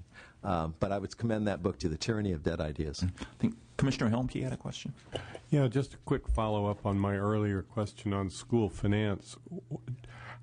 Just briefly, how do the charter schools fit in with the existing school finance formulas? Do they get money on a per ADA basis? Yes, my understanding is that, and it might have been a better question for the charter operator, but my understanding is that charters get the average ADA for the level that they serve from the state of California. So it's, if you're elementary, you get the average elementary ADA. If you're middle, average middle, high school, average high school. Most charters in our area don't function on that as their budget. They have other income sources through grants, through some of the entrepreneurs in our area that support the charters, and their portion of the block grant they get on top of that, which is the categorical block grant. And some of our charters, to the chagrin of our board members, actually pressure parents to give donations to them a lot like a private school does. And that is not allowed, and yet we've seen the copies of letters that say, you're expected to give $2,000 this year, sometime throughout the year. But there's no consequence if you don't. But you'll get called 12 times until you do. Thank you. Have you had any applications for any internet charters? I don't believe we have any applications for it, and we don't have any of the statewide benefit charters set up in our area that are internet-based. Interestingly, we're in Silicon Valley, and we actually have fewer internet use instructional programs in our public schools than most places in the state. But we just did launch an internet credit recovery, credit accrual, AP, and Casey prep out of our office, and it's garnering a lot of interest, but we don't have any internet charters at this time. Okay. Any other questions from the Commission? Anything else that you wanted to leave us with? Well, one of the other questions you asked is if, given the same funding for charter schools, would all schools be able to improve student outcomes if they were chartered? And, of course, that's assuming that charters can improve all students' achievement, and there's no evidence of that. There are some good charters, there's some mediocre charters, and there's some actually horrible charters. So just making it a charter, as we've said to Secretary Duncan, is not really a solution. It's just a tool. So just chartering schools is not an answer. There's all kinds of other things that have to go on to make a school successful if it's not currently. And there's some of the things that we talked about. They need to be personalized, and they can be personalized whether they're large or small, but it's easier to do when they're small. We believe that charters have a real benefit in that they can have a professional board and can have stability as opposed to elected boards that might turn over every 2 years or so, or actually are not there for the reason of school improvement, but maybe they're for political reasons. They can, they can support entrepreneurial thinking and innovation and those kinds of things, but they don't necessarily do that. If you look at the broad survey of charters, they look a lot like other traditional public schools. So just making things charters won't necessarily solve our academic problems in the state of California, in my opinion. Thank you very much for your testimony. We appreciate you coming up.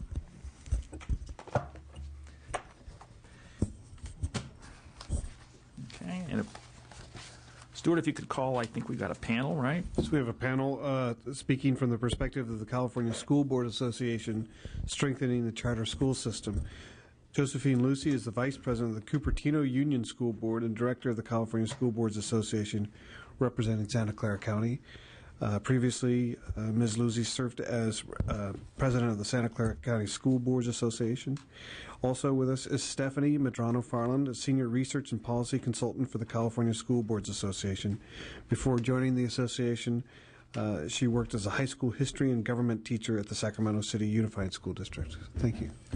Welcome. Thank you for coming. I think we'll start with Ms. Lucy, and if you could summarize your testimony, then move on to Ms. Medrano-Farland, and then we'll open it up for questions. So please proceed.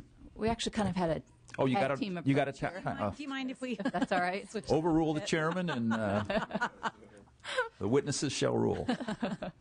Well, thank you. Thank you for inviting us to be a part of this hearing today. We're excited to be here. I think what I'm going to do just in my opening comments is talk a little bit about the role that school boards play as authorizers of most of the charters in the state.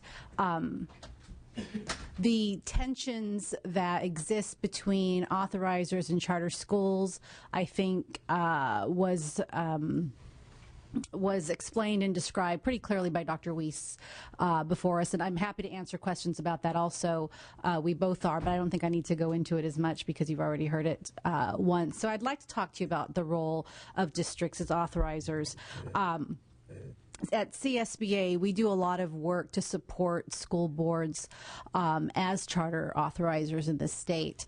And I realize that the law has been around for about 18 years, and I really think and really believe that local school boards are really starting to come around now and say, okay, well, charters aren't going anywhere, and they're in our district, and they're coming to us, and we need to strengthen our job as authorizers if we want these schools to succeed. I think we're really starting to see a shift in that type of thinking amongst local school boards, and I base a lot of that on just the fact that I get phone calls. I got one while I was sitting here every day from school boards and school districts that want us to come in and work with the board on what their authorizing role is. What are they required to do as authorizers? What should they be doing? What does oversight look like?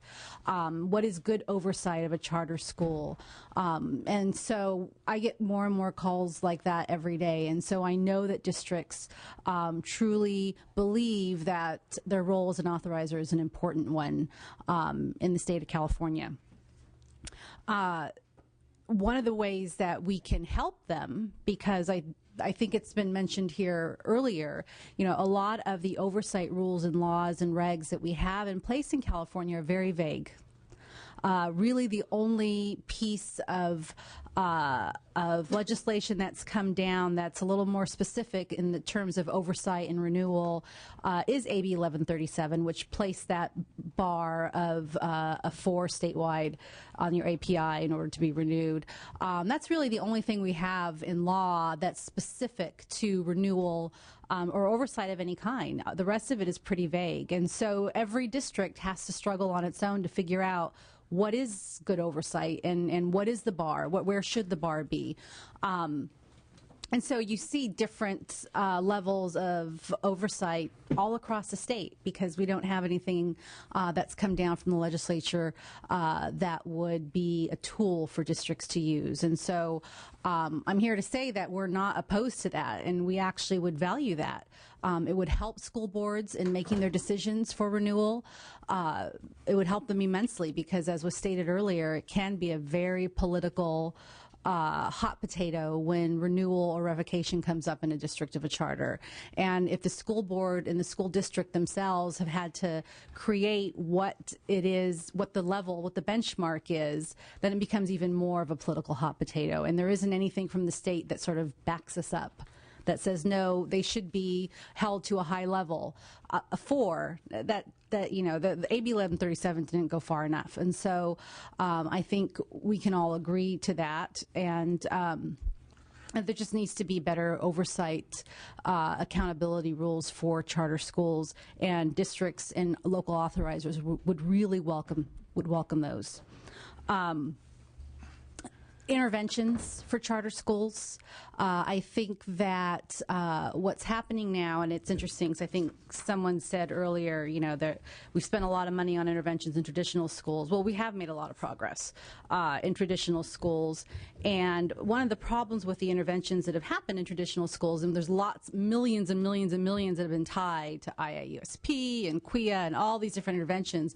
Well, they didn't come with, here, we know you know what's best in your district, take this money and do what you need to do to create change, and we'll hold you accountable, though. We'll hold you accountable. We're all for accountability. That's not the way this money came to districts. This money came to districts with, here's the team you're going to go, and here's the 9 essential components you have to follow, and all very, very tied to what the state expected the inputs to be, instead of just relying on the outcomes and letting districts be creative about, what are the needs in their districts, like we do in charter schools. They didn't get that kind of creativity. So when we talk about interventions and how they may not have played out the way we thought, we need to think about what we tie that intervention money to, and whether or not a one-size-fits-all approach is good for districts who are struggling with struggling schools.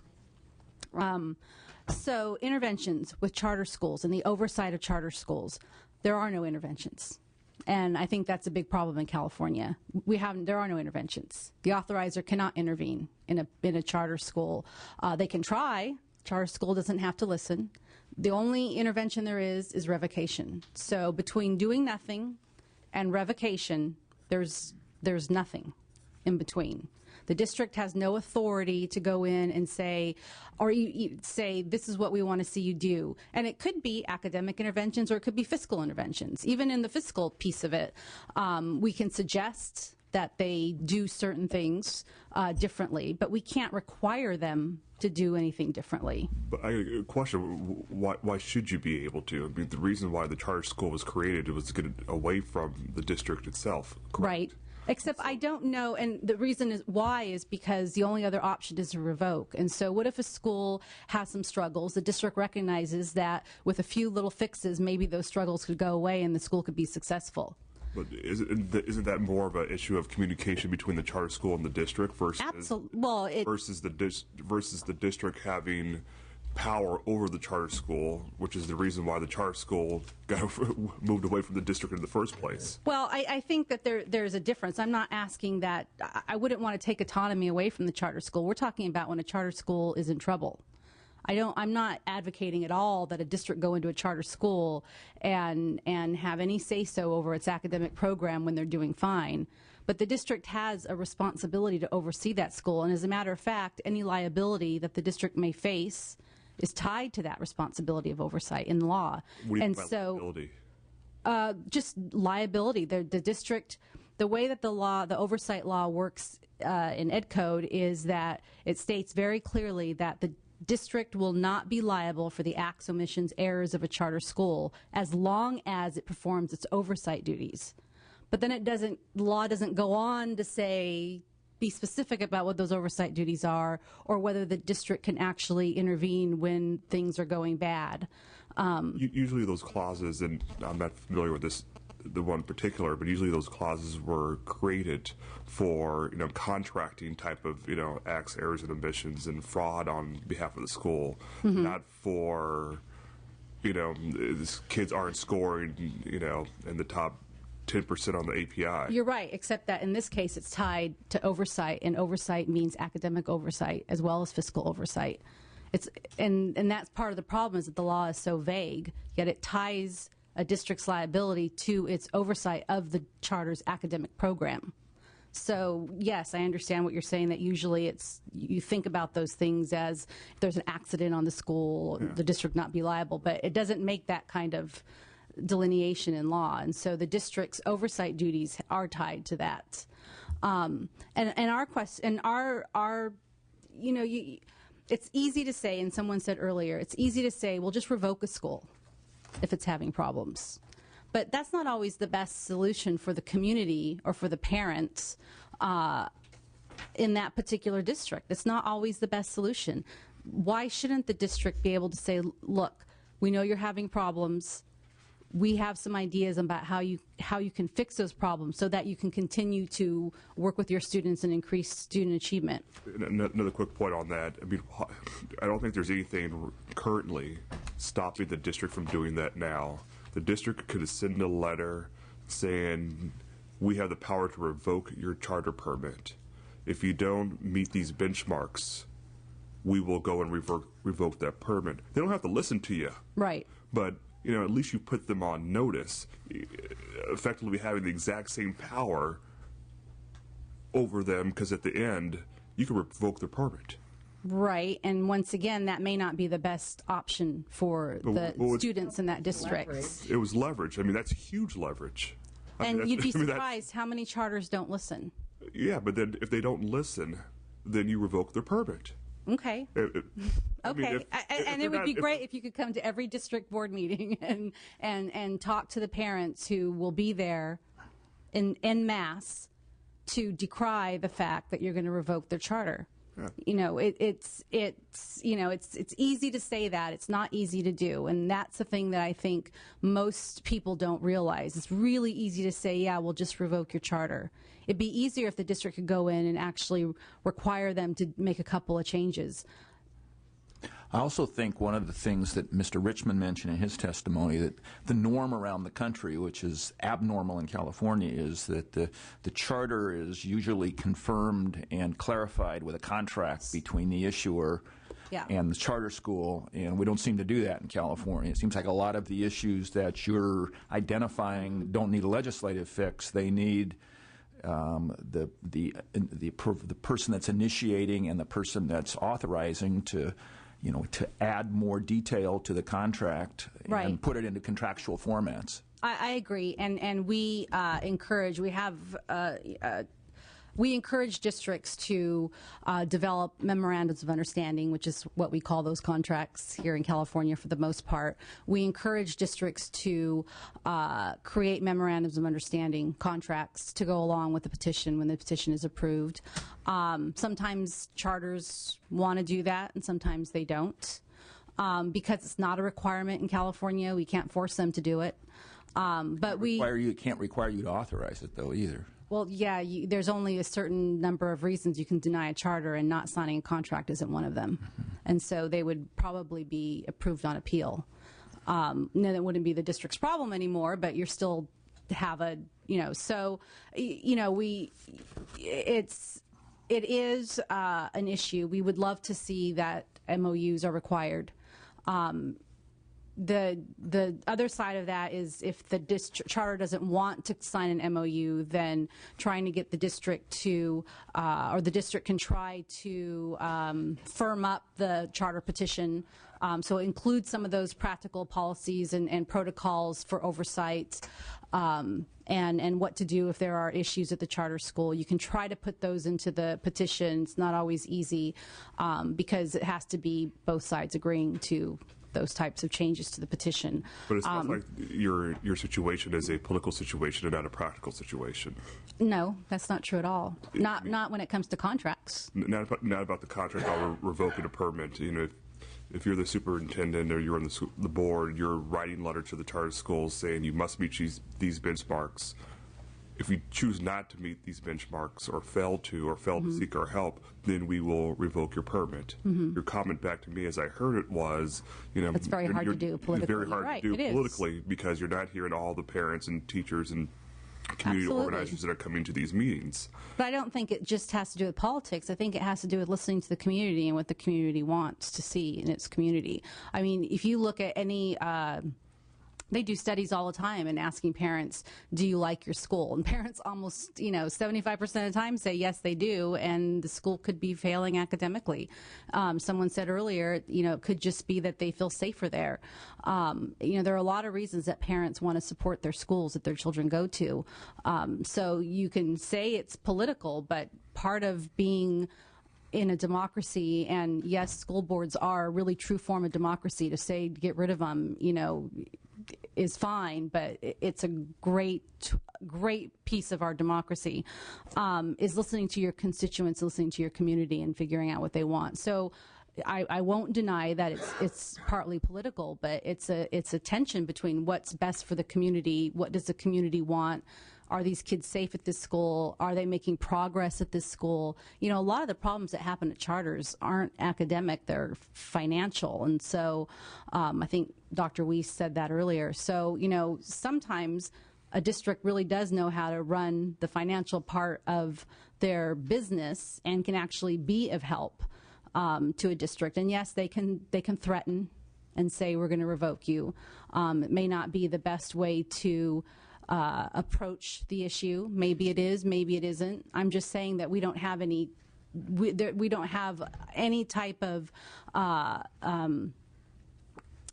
accountability stick to say, this is what we want you to do. This is what we want you to do. We see the problems you're having.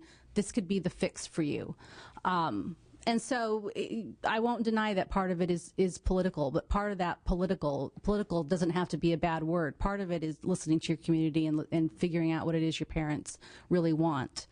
So that's the part of interventions. The other piece I was going to talk about was the contracts, and that is a big piece for us, and we'd like to see that changed. We'd like to see that there are more solid contracts between charters and districts to help figure out what happens when there are issues, figure out what happens when you have to close a school. Those kinds of issues are really hard to deal with when they come up, and if you don't have anything in place, it can be a real burden on the teachers and the students and the parents and the district when they have to absorb kids back to the school. And another quick question, even if you had the contract in place and you had the power in place, and charter school still doesn't, meet the expectations that it should meet, you'll still have the same dynamic where 75% of the parents love the school because it's safe, it's convenient for all those, various reasons.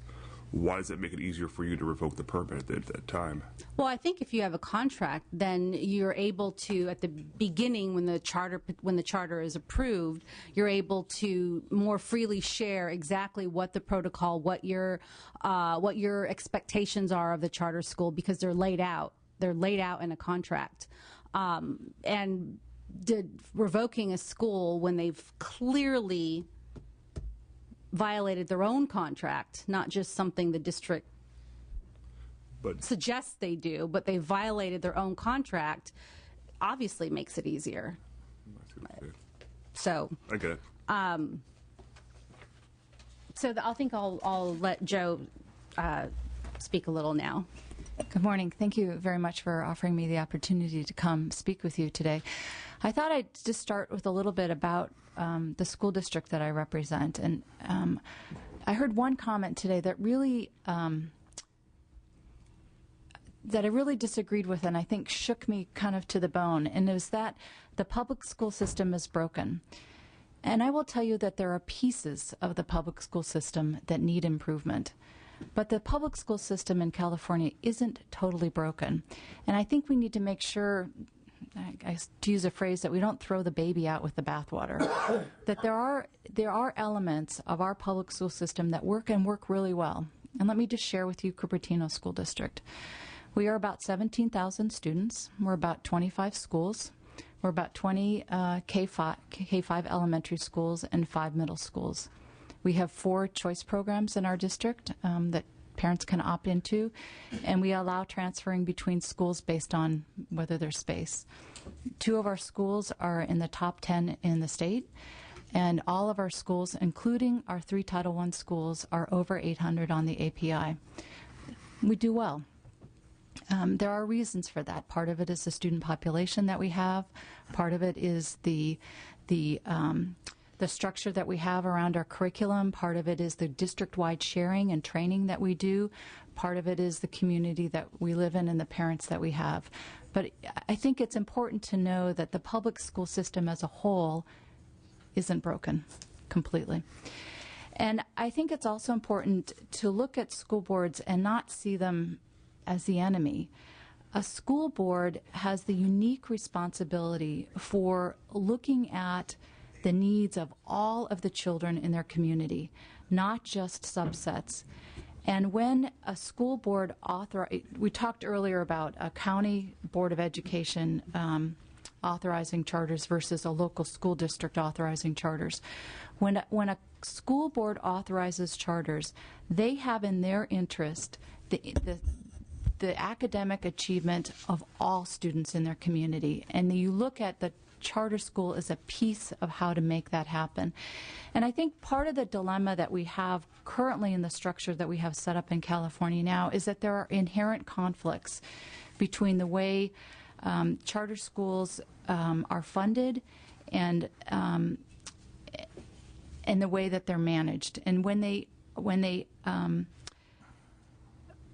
you look at a charter school and you're set up as adversaries for the same dollars, for the same students, for the same public facilities, you often put in place dynamics that are difficult. And I'll use as an example, a district sets up an infrastructure based on their facilities and their resources, their teachers, their staff, to, as efficiently as possible, deliver instruction to the students in their community.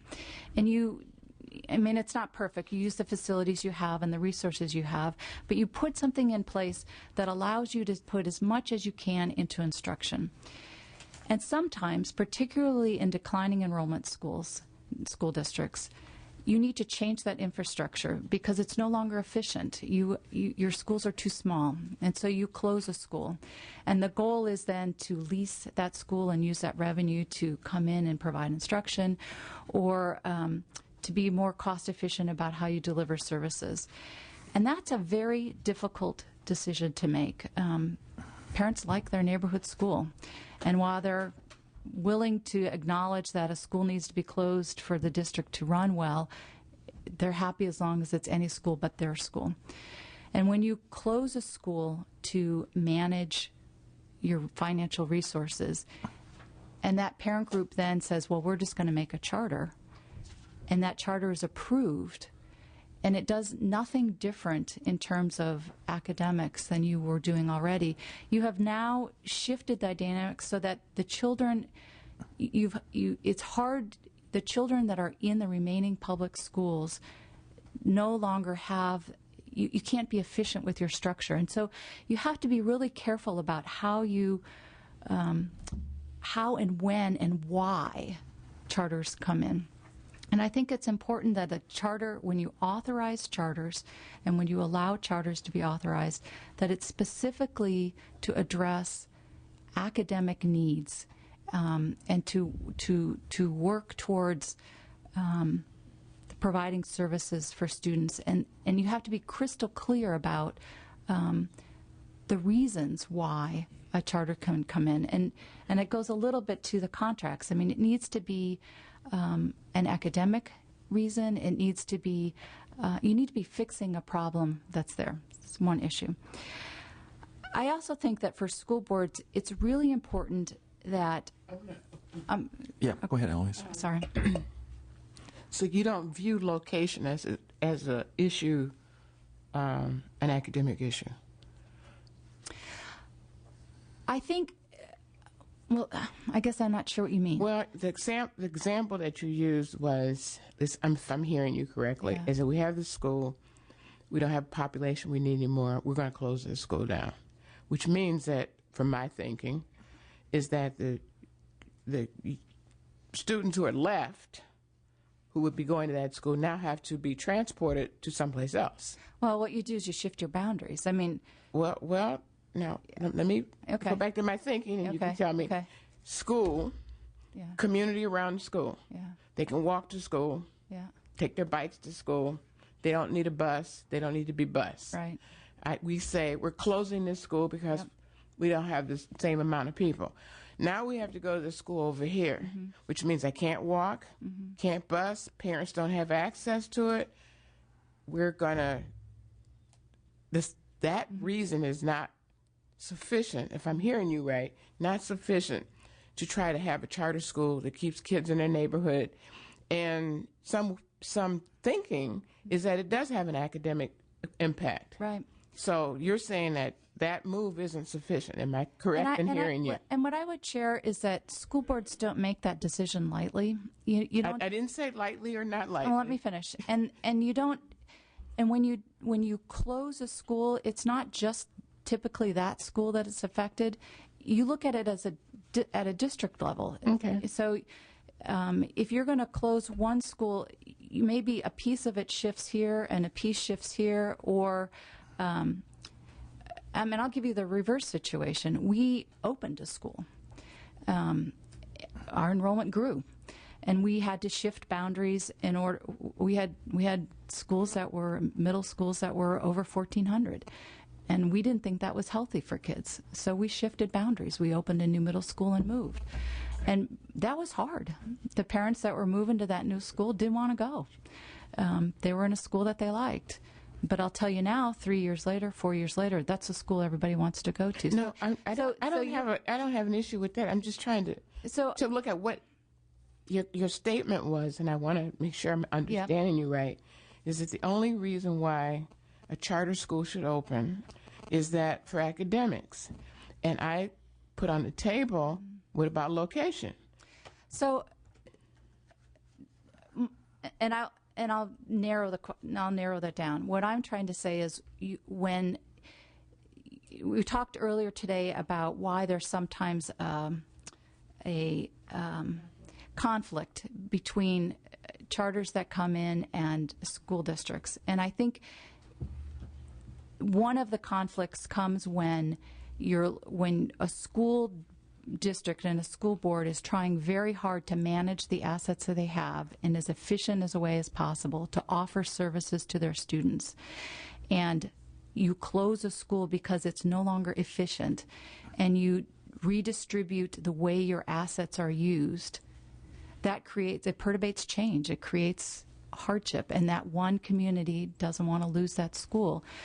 But I will say that there are examples where if you allow that to happen, in a year or two, you have built a new community where those children are. You've merged two schools, or you've taken two elementary schools and moved them to a nice... You can make it work, and those are the situations where it makes it very difficult for school boards to serve the children that they have remaining. And I think it's important to make sure a school board is responsible for all of the children in their community, and they need the flexibility they need the flexibility to do the kinds of things, particularly in this economy, to do what's right for all of the children they have and to manage their assets in a way. But isn't that the biggest challenge, though? I mean, you mentioned when you're closing a school, that school may be closed for financial reasons for the greater good of the district, correct? But that's not necessary in my best interest if I have a child who lives next to that school that I like that school. Right. So I'm sacrificing the education of my child. But I would say you're not sacrificing the education. Now, if you're sacrificing the education of a child, then yeah, then I think that's a different ballgame. But if your child is going to go to a school that's 2 miles this way instead of 2 miles that way, and the community is the same, and the academic performance is the same, then I don't think you're sacrificing the education of that Huge. child. I mean, I live in San Francisco, and I have a 6.5 and a 4.5-year-old. Yeah. And we don't get to choose the school that our child gets to go to. Right. And so you go into a lottery, you pick your top 3 or 4 schools, and that my child may go to the other end of the city. Well, that's not the situation I'm talking. I mean, that's a different circumstance. Even if it's 2 miles away. Yeah. I mean, to me, community is extremely important, and to me, the community that's around that school helps create a healthy school, healthy environment, because the parents know the kids play with each other, you know where they are, you know what's going on. I mean, to me, that's important. You know, the challenge with districts are you're making decisions district-wide based on the good of the entire district, which is, I think, is a good goal. I mean, don't get me wrong. But if I have an individual child whose school gets closed down because of financial reasons, I would want a charter school or some other alternative school to come in its place so I don't have to move my child from that. Except that then possibly, just in that scenario, possibly you could be affecting all the other kids in the district. I'm a parent. I care about, it's selfish. You care about your own kids. I mean, it's selfish, Yeah, well, it is. But I get it because I'm a parent too. But I think that while a parent feels that way, the board has to not be selfish and think about all the kids in the district. So if you don't close that school, then possibly you're not able, because of the economics of it, able to offer all the programs that you've had in the district for all kids, because this one school, who only has 200 kids and it was built for 600 kids, is really taking up a lot of the resources of the district. And as we said earlier, it's not an easy decision, and they try to do it in the best way so the kids' academic programs aren't disrupted as much. But you're right, it's not going to make everyone happy, and unfortunately at the district level we can't think about just our own kids. Commissioner Geller had a question. Yeah. I'm just curious about one thing.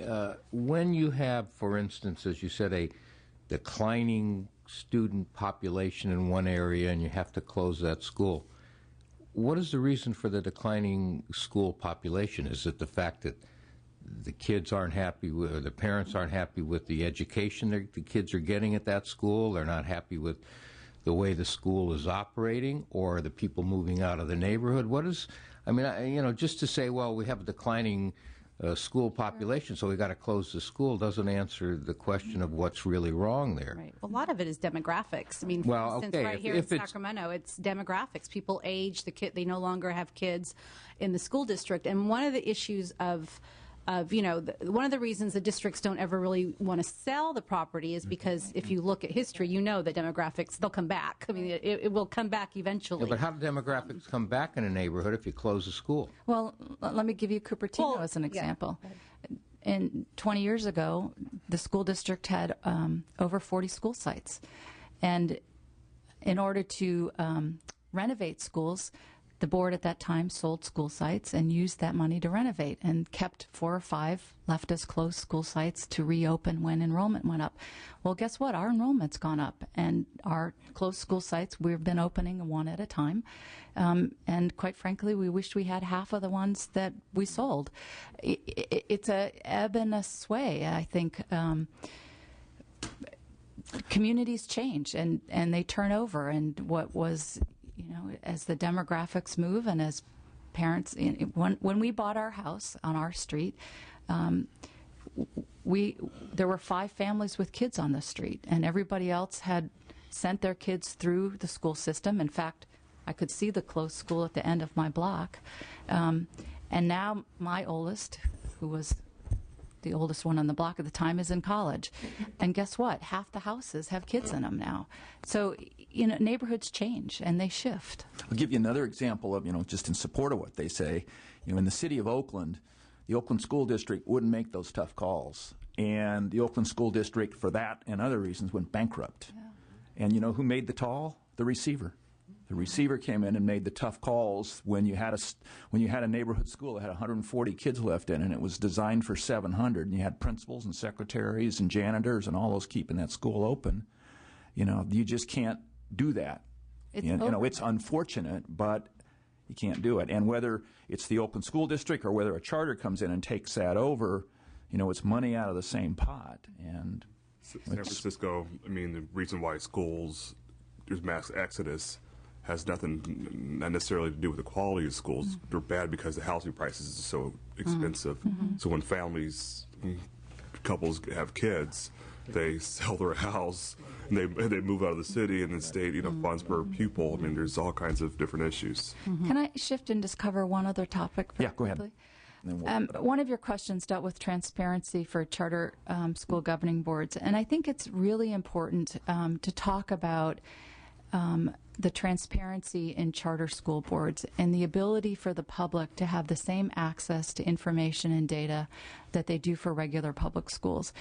I mean, I've heard the phrase charter schools and public schools, and I think it's really important to remember that charter schools are public schools and that they're using public money.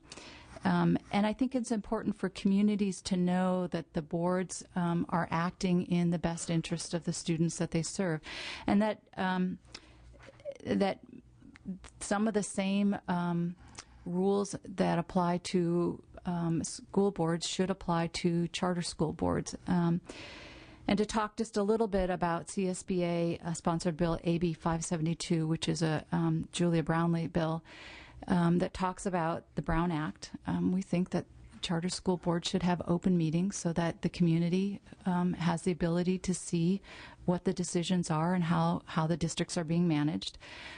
We think that the California Public Records Act should be applied to charter schools. So again, you have access to the data, you know how the schools are being run and how the money is being spent. And I think it's also important that the Government Code 1090 applies to charter board members so that you know that there's not a conflict of interest. And I think it's really important to remember, again, these are public schools with public dollars serving public students. I think hypothetically and theoretically, you're right. I mean, it's hard to argue against that. I think practically speaking, though, when the charter school concept was set up, it was set up with full knowledge that school boards and teachers' unions and the like didn't like them, didn't want them, would just assume they would go away, and that might still be the case. And so they were set up in a way that they were protected. Mm-hmm. Now, they may have reached a point now where they don't need that protection anymore, and we can burden them with the same burdens that the school institutions have that have been around for a long, long time and are set up and organized in such a way. But I think the idea of letting the embryo grow and let it, put down some roots and become strong before we overpower it with lots of things that big institutions are able to handle well, I think is a debatable question that, the Commission can certainly talk about, whether or not they're ready to take that next step or whether they still need, the sheltering protection of a cocoon that makes them less susceptible to being exterminated.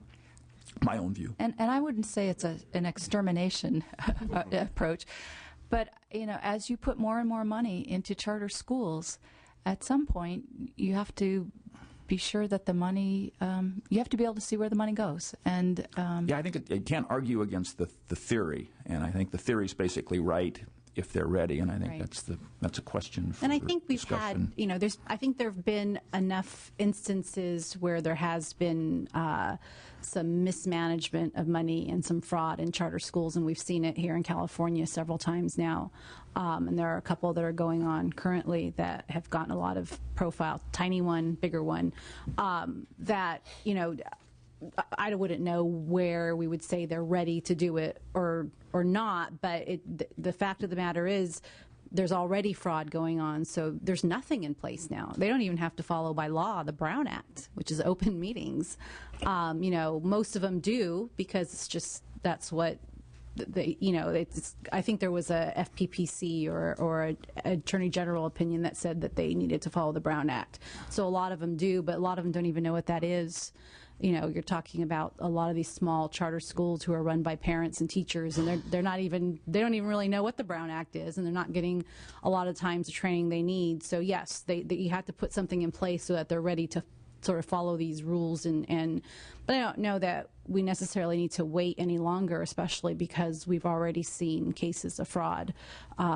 And so there's no mismanagement of funds in the public sector. Oh no, but there are also punishments when it happens because they have to follow 1090. So they can be prosecuted by the attorney. They can be prosecuted, and there are fines that go along with that. You don't need the Brown Act for prosecution.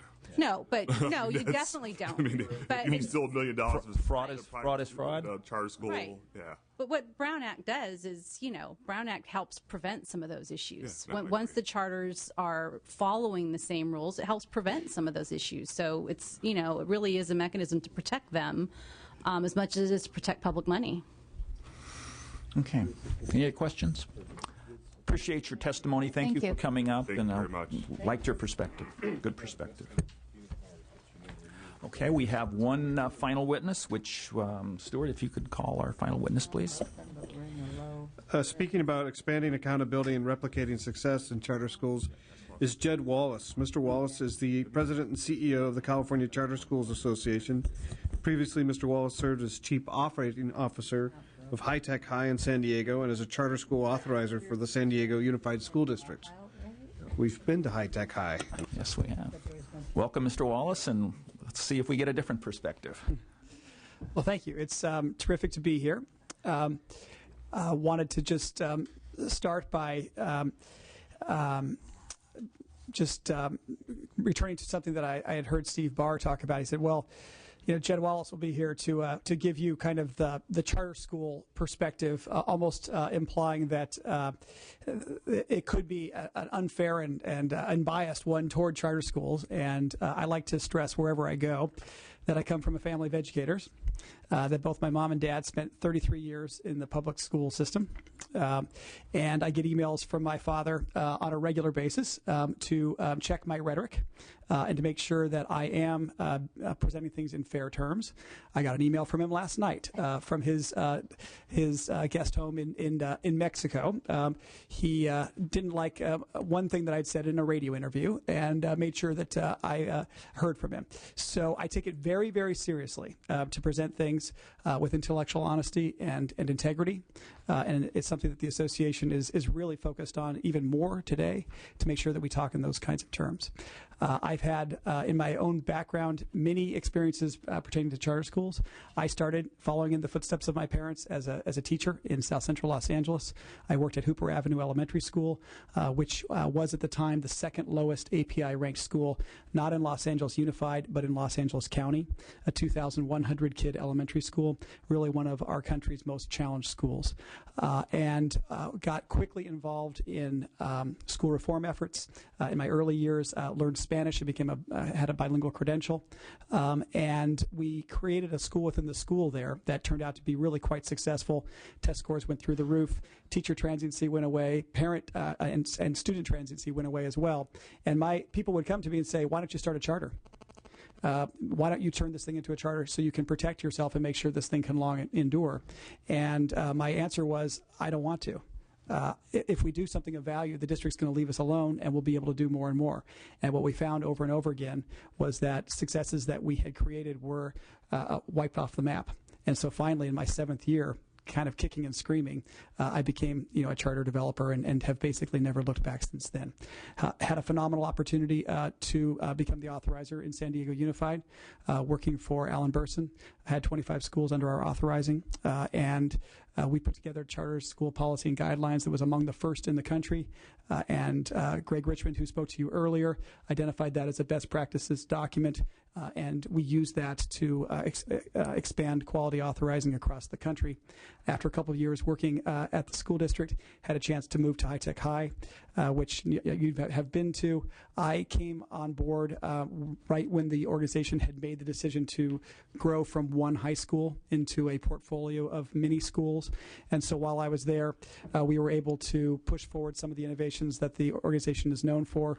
We became among the first charter schools in California to secure LEA status for purposes of special education in and out of geography SELPA. We became the first charter school organization in California to be able to credential our own teachers. We were the first charter school organization to secure a statewide benefit charter.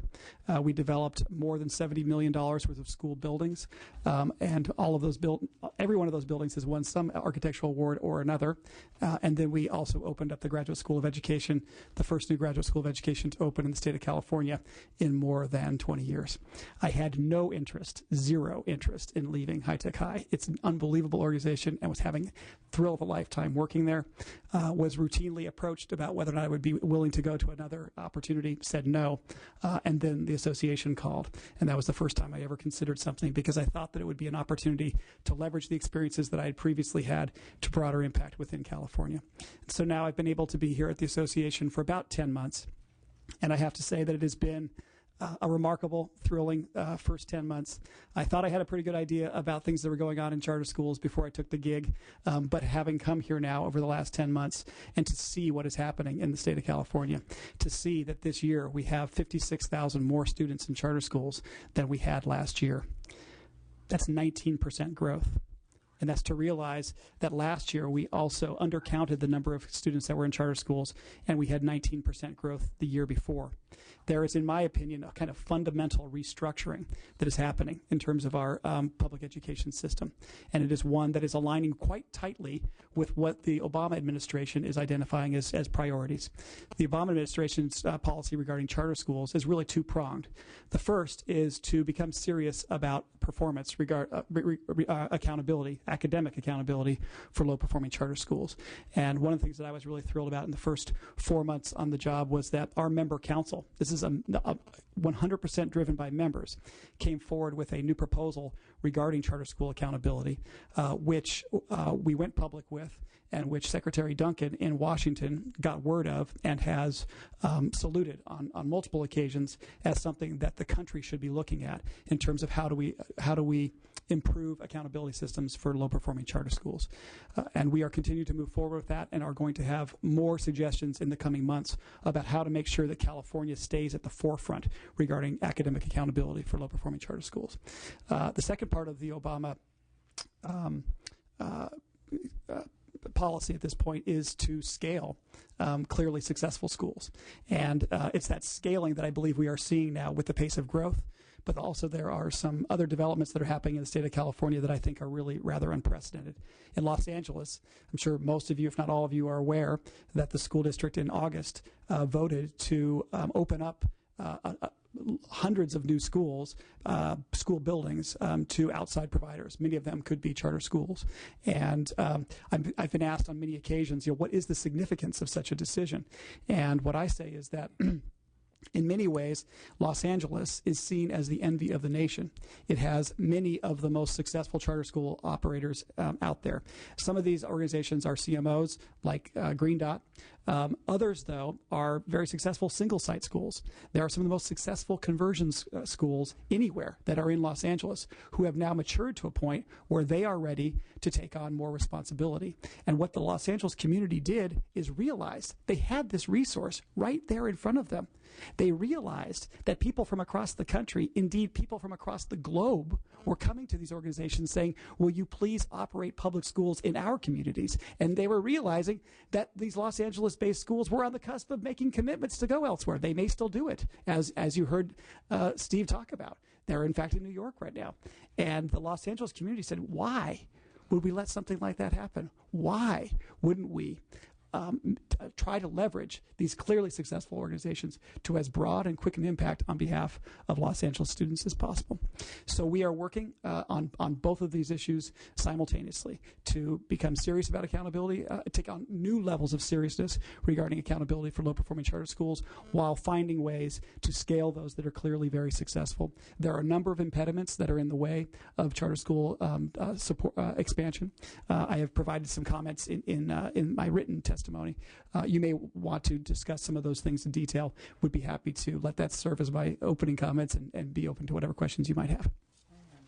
Yeah, Commissioner Brewer.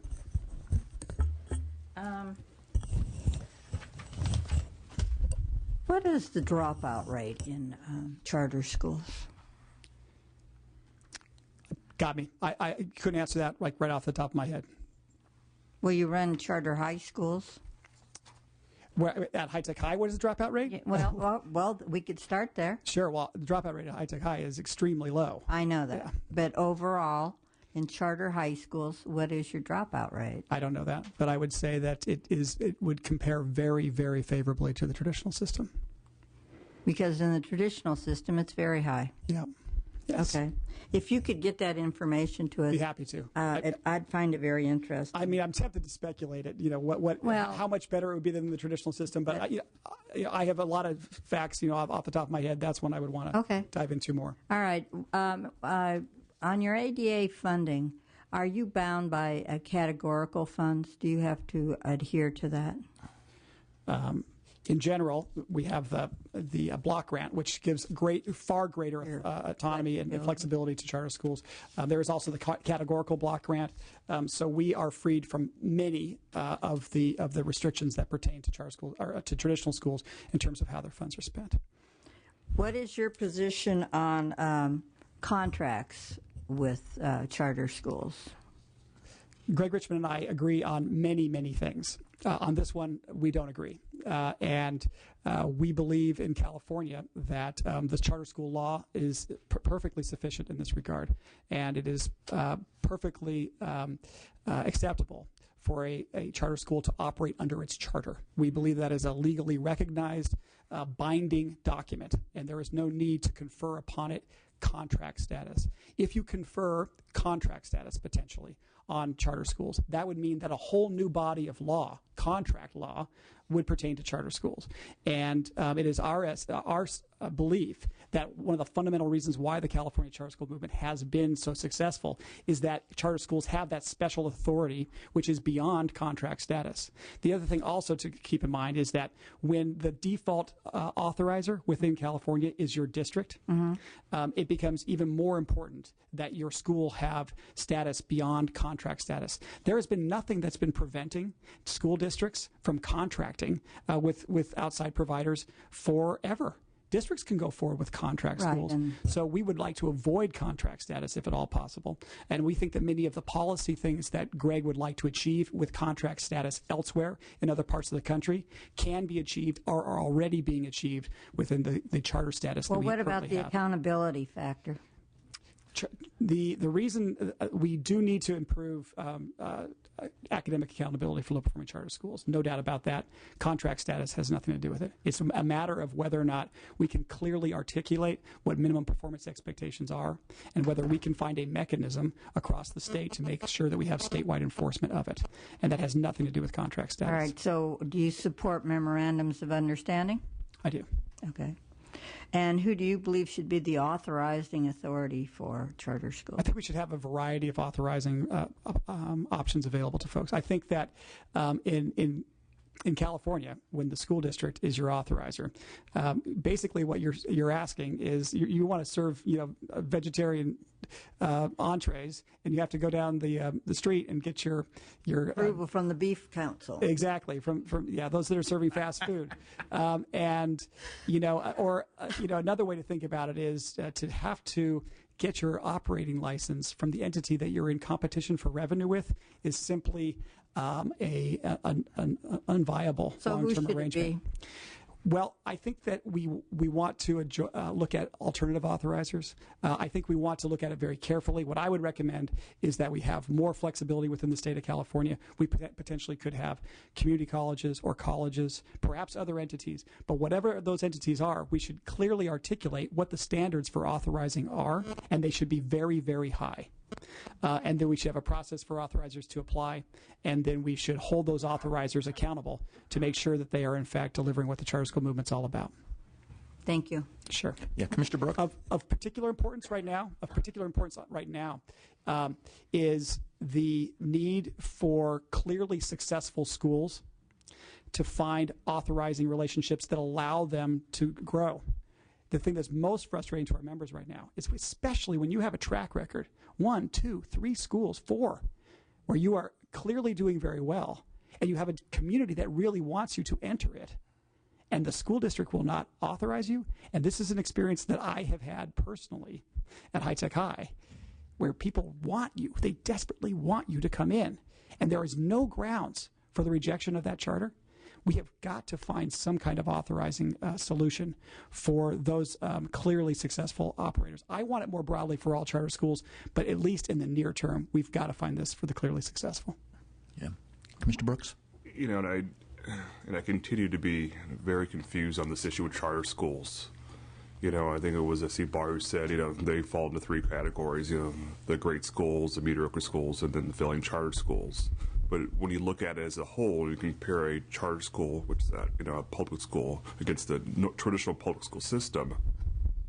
On average, charter schools are doing much better than the public schools.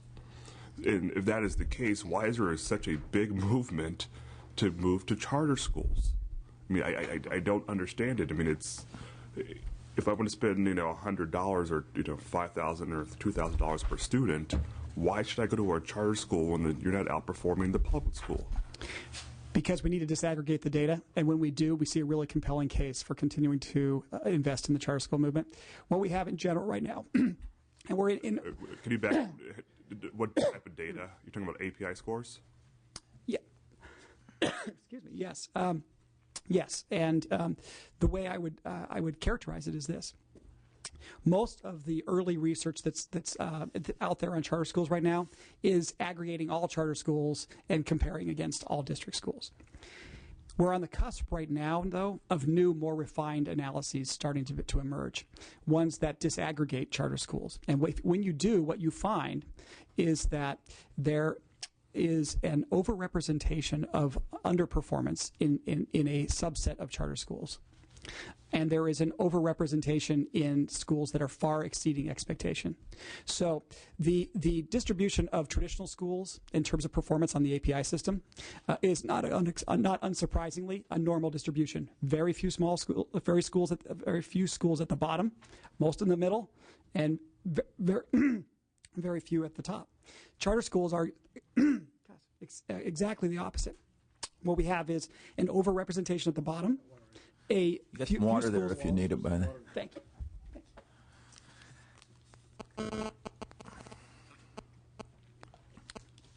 Few schools in the middle, and a large number of schools that are far exceeding expectation. So what we find then is that if you are a society that wants to invest in a large group of schools that is overperforming, that is far exceeding expectations, where would you go? The sobering reality within the traditional system is there are very few schools to invest in of that kind. But in the charter school world, there's a large proportion of them, and that is really where we should be focusing our investment. Now, in terms of why there are charter schools that are on the wrong side of the U, there are a couple. First of all, there are a lot of schools that are serving kids that otherwise are being left behind entirely by our traditional system. And we need to think very carefully about how we hold those kinds of schools accountable. The second part of this, too, is we are asking relatively young organizations to run at the deepest societal problems we can find anywhere. As far as I'm concerned, internationally or domestically, these are the toughest challenges that we have to face. And we're asking them to be innovative in the process of doing that. But those challenges aren't any different from a public school. I mean, you have more of an advantage for a public school because you get choice of application. Well, and I'm a little taken back by when you're talking about this. Oh, we've just been reading the statistics wrong for the last 18 years, you know, and you're trying to explain that my comment about public schools and charter schools aren't really equal. The numbers are just wrong. We're just reading the numbers wrong, is how I heard your statement. I'm saying that if you aggregate, yes, you find that kind of that large story. If you disaggregate, you find something that I think becomes a compelling argument for continuing to scale charter schools. But that's everywhere around the country. You find good schools in certain districts, and you have bad schools in certain districts. I mean, the public schools, you could make the exact same argument and say if you aggregate this all together, of course we're going to fall at 30%, 7%, or whatever that number is. But if you take us in Cupertino and Los Altos and Silicon Valley, our numbers are much greater. I'm not quite sure you could look at a charter. You can't look at the numbers that way. Okay, well, what I'm saying is that the data would suggest that in terms of far exceeding expectation, whether it be in Cupertino or in South Central Los Angeles or wherever you want to find in California right now, within the traditional system, there are very few schools that are far exceeding expectation, and charter schools in far greater percentage are. And that is why you want to be able to scale those, whether or not they happen to be in Cupertino, in South Central, or wherever they may be. And the question on the low-performing charter schools is when you're asking them to run at these challenges, of course, we would expect that some, perhaps many, are not going to be successful. If they weren't successful, that means they're either not taking on those challenges or they're not being innovative, hallmarks of the charter school movement. So we should be okay with the fact that schools, not all schools make it over the bar. We just simply have to have the accountability systems in place to make sure that those schools either improve or close. And what I'm hearing is that the association doesn't have those accountability standards in place for a new charter school to adhere by. What you're hearing is that I think the state of California has been at the cutting edge of this issue for a long time. AB 1137 is currently the law of the land in California, and at its point in time, it was far ahead of the rest of the nation, and Greg Richmond could certainly attest to that. And what we have found is that it's proven unworkable. And so what we now need to do is to replace that law with a new and more refined system so that we actually can get the kind of accountability in place that we want to. And that's exactly what the association is doing, is moving to propose specific new accountability systems that would achieve what AB 1137 was designed to do, but which unfortunately it hasn't been able to do. I think Commissioner Anderson had a question. Yeah, I'm back to standards and thinking about charter schools and public schools. And I wonder, do we have unrealistic expectations of the public schools and under expectations of the charter schools because of our over expectations of the public school? And then let me explain. Sure. We spend a lot of time talking about dropout rates, not educating these kind of people or that kind of people or all these things we accuse public schools of. If I look back on my own experience, I would suggest that we've never educated a whole lot of people in public schools, and that a lot of us have fantasy views of what public schools used to be. I come from a very industrial community, and by the time I graduated from high school, about half my class was in the factories working. Yeah. So we have this whole, I think, romantic view of what public schools were. All of a sudden, I believe it was probably in the 60s, we decided that model didn't work. We really wanted to educate more kids. And then we made some strides to do that. I think we have had really unrealistic expectations of the public school based on the structure we've given it, a structure that to me is still a farm model, and that we haven't allowed the public schools to make those structural changes that they need to make. Given that we have these huge expectations of public schools based on fantasy history, charter schools, even when they do good, look much better than the public schools because I think fantasy expectations. So when you look at a really good charter school, I think it comes with a lot less cumbersomeness than a public school comes with. So when I see a really good public school versus a really good charter school, I think there's been more strides made in that public school to be good than there is in the charter school to make good.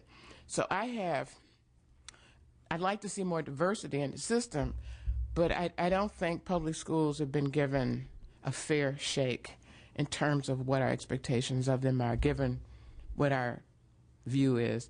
And I think that charter schools have been expectated. That's not a good word, but right. But you know what I'm trying to get at. How do we allow, and so this preamble I gave you, is how do we allow a mix of different kinds of educational opportunities to go on in a community without undermining, because I'm very afraid of undermining a public school system that I think has been trashed based on a whole bunch of nonsense. Sure. So I'm looking for charter schools to figure out how to develop diversity without throwing the public system out. Sure. How would you? Well, first, I would think that charter schools do not present themselves as a silver bullet and going to solve every problem. That's not what we are about, and that's not ultimately what we will achieve. And I think that it is inarguable that there are unreasonable expectations being placed on the traditional system, given all of the restrictions that are being placed upon it. And we could talk right now for the next 3 hours about the ridiculous restrictions that apply to districts. And having worked as a teacher within one for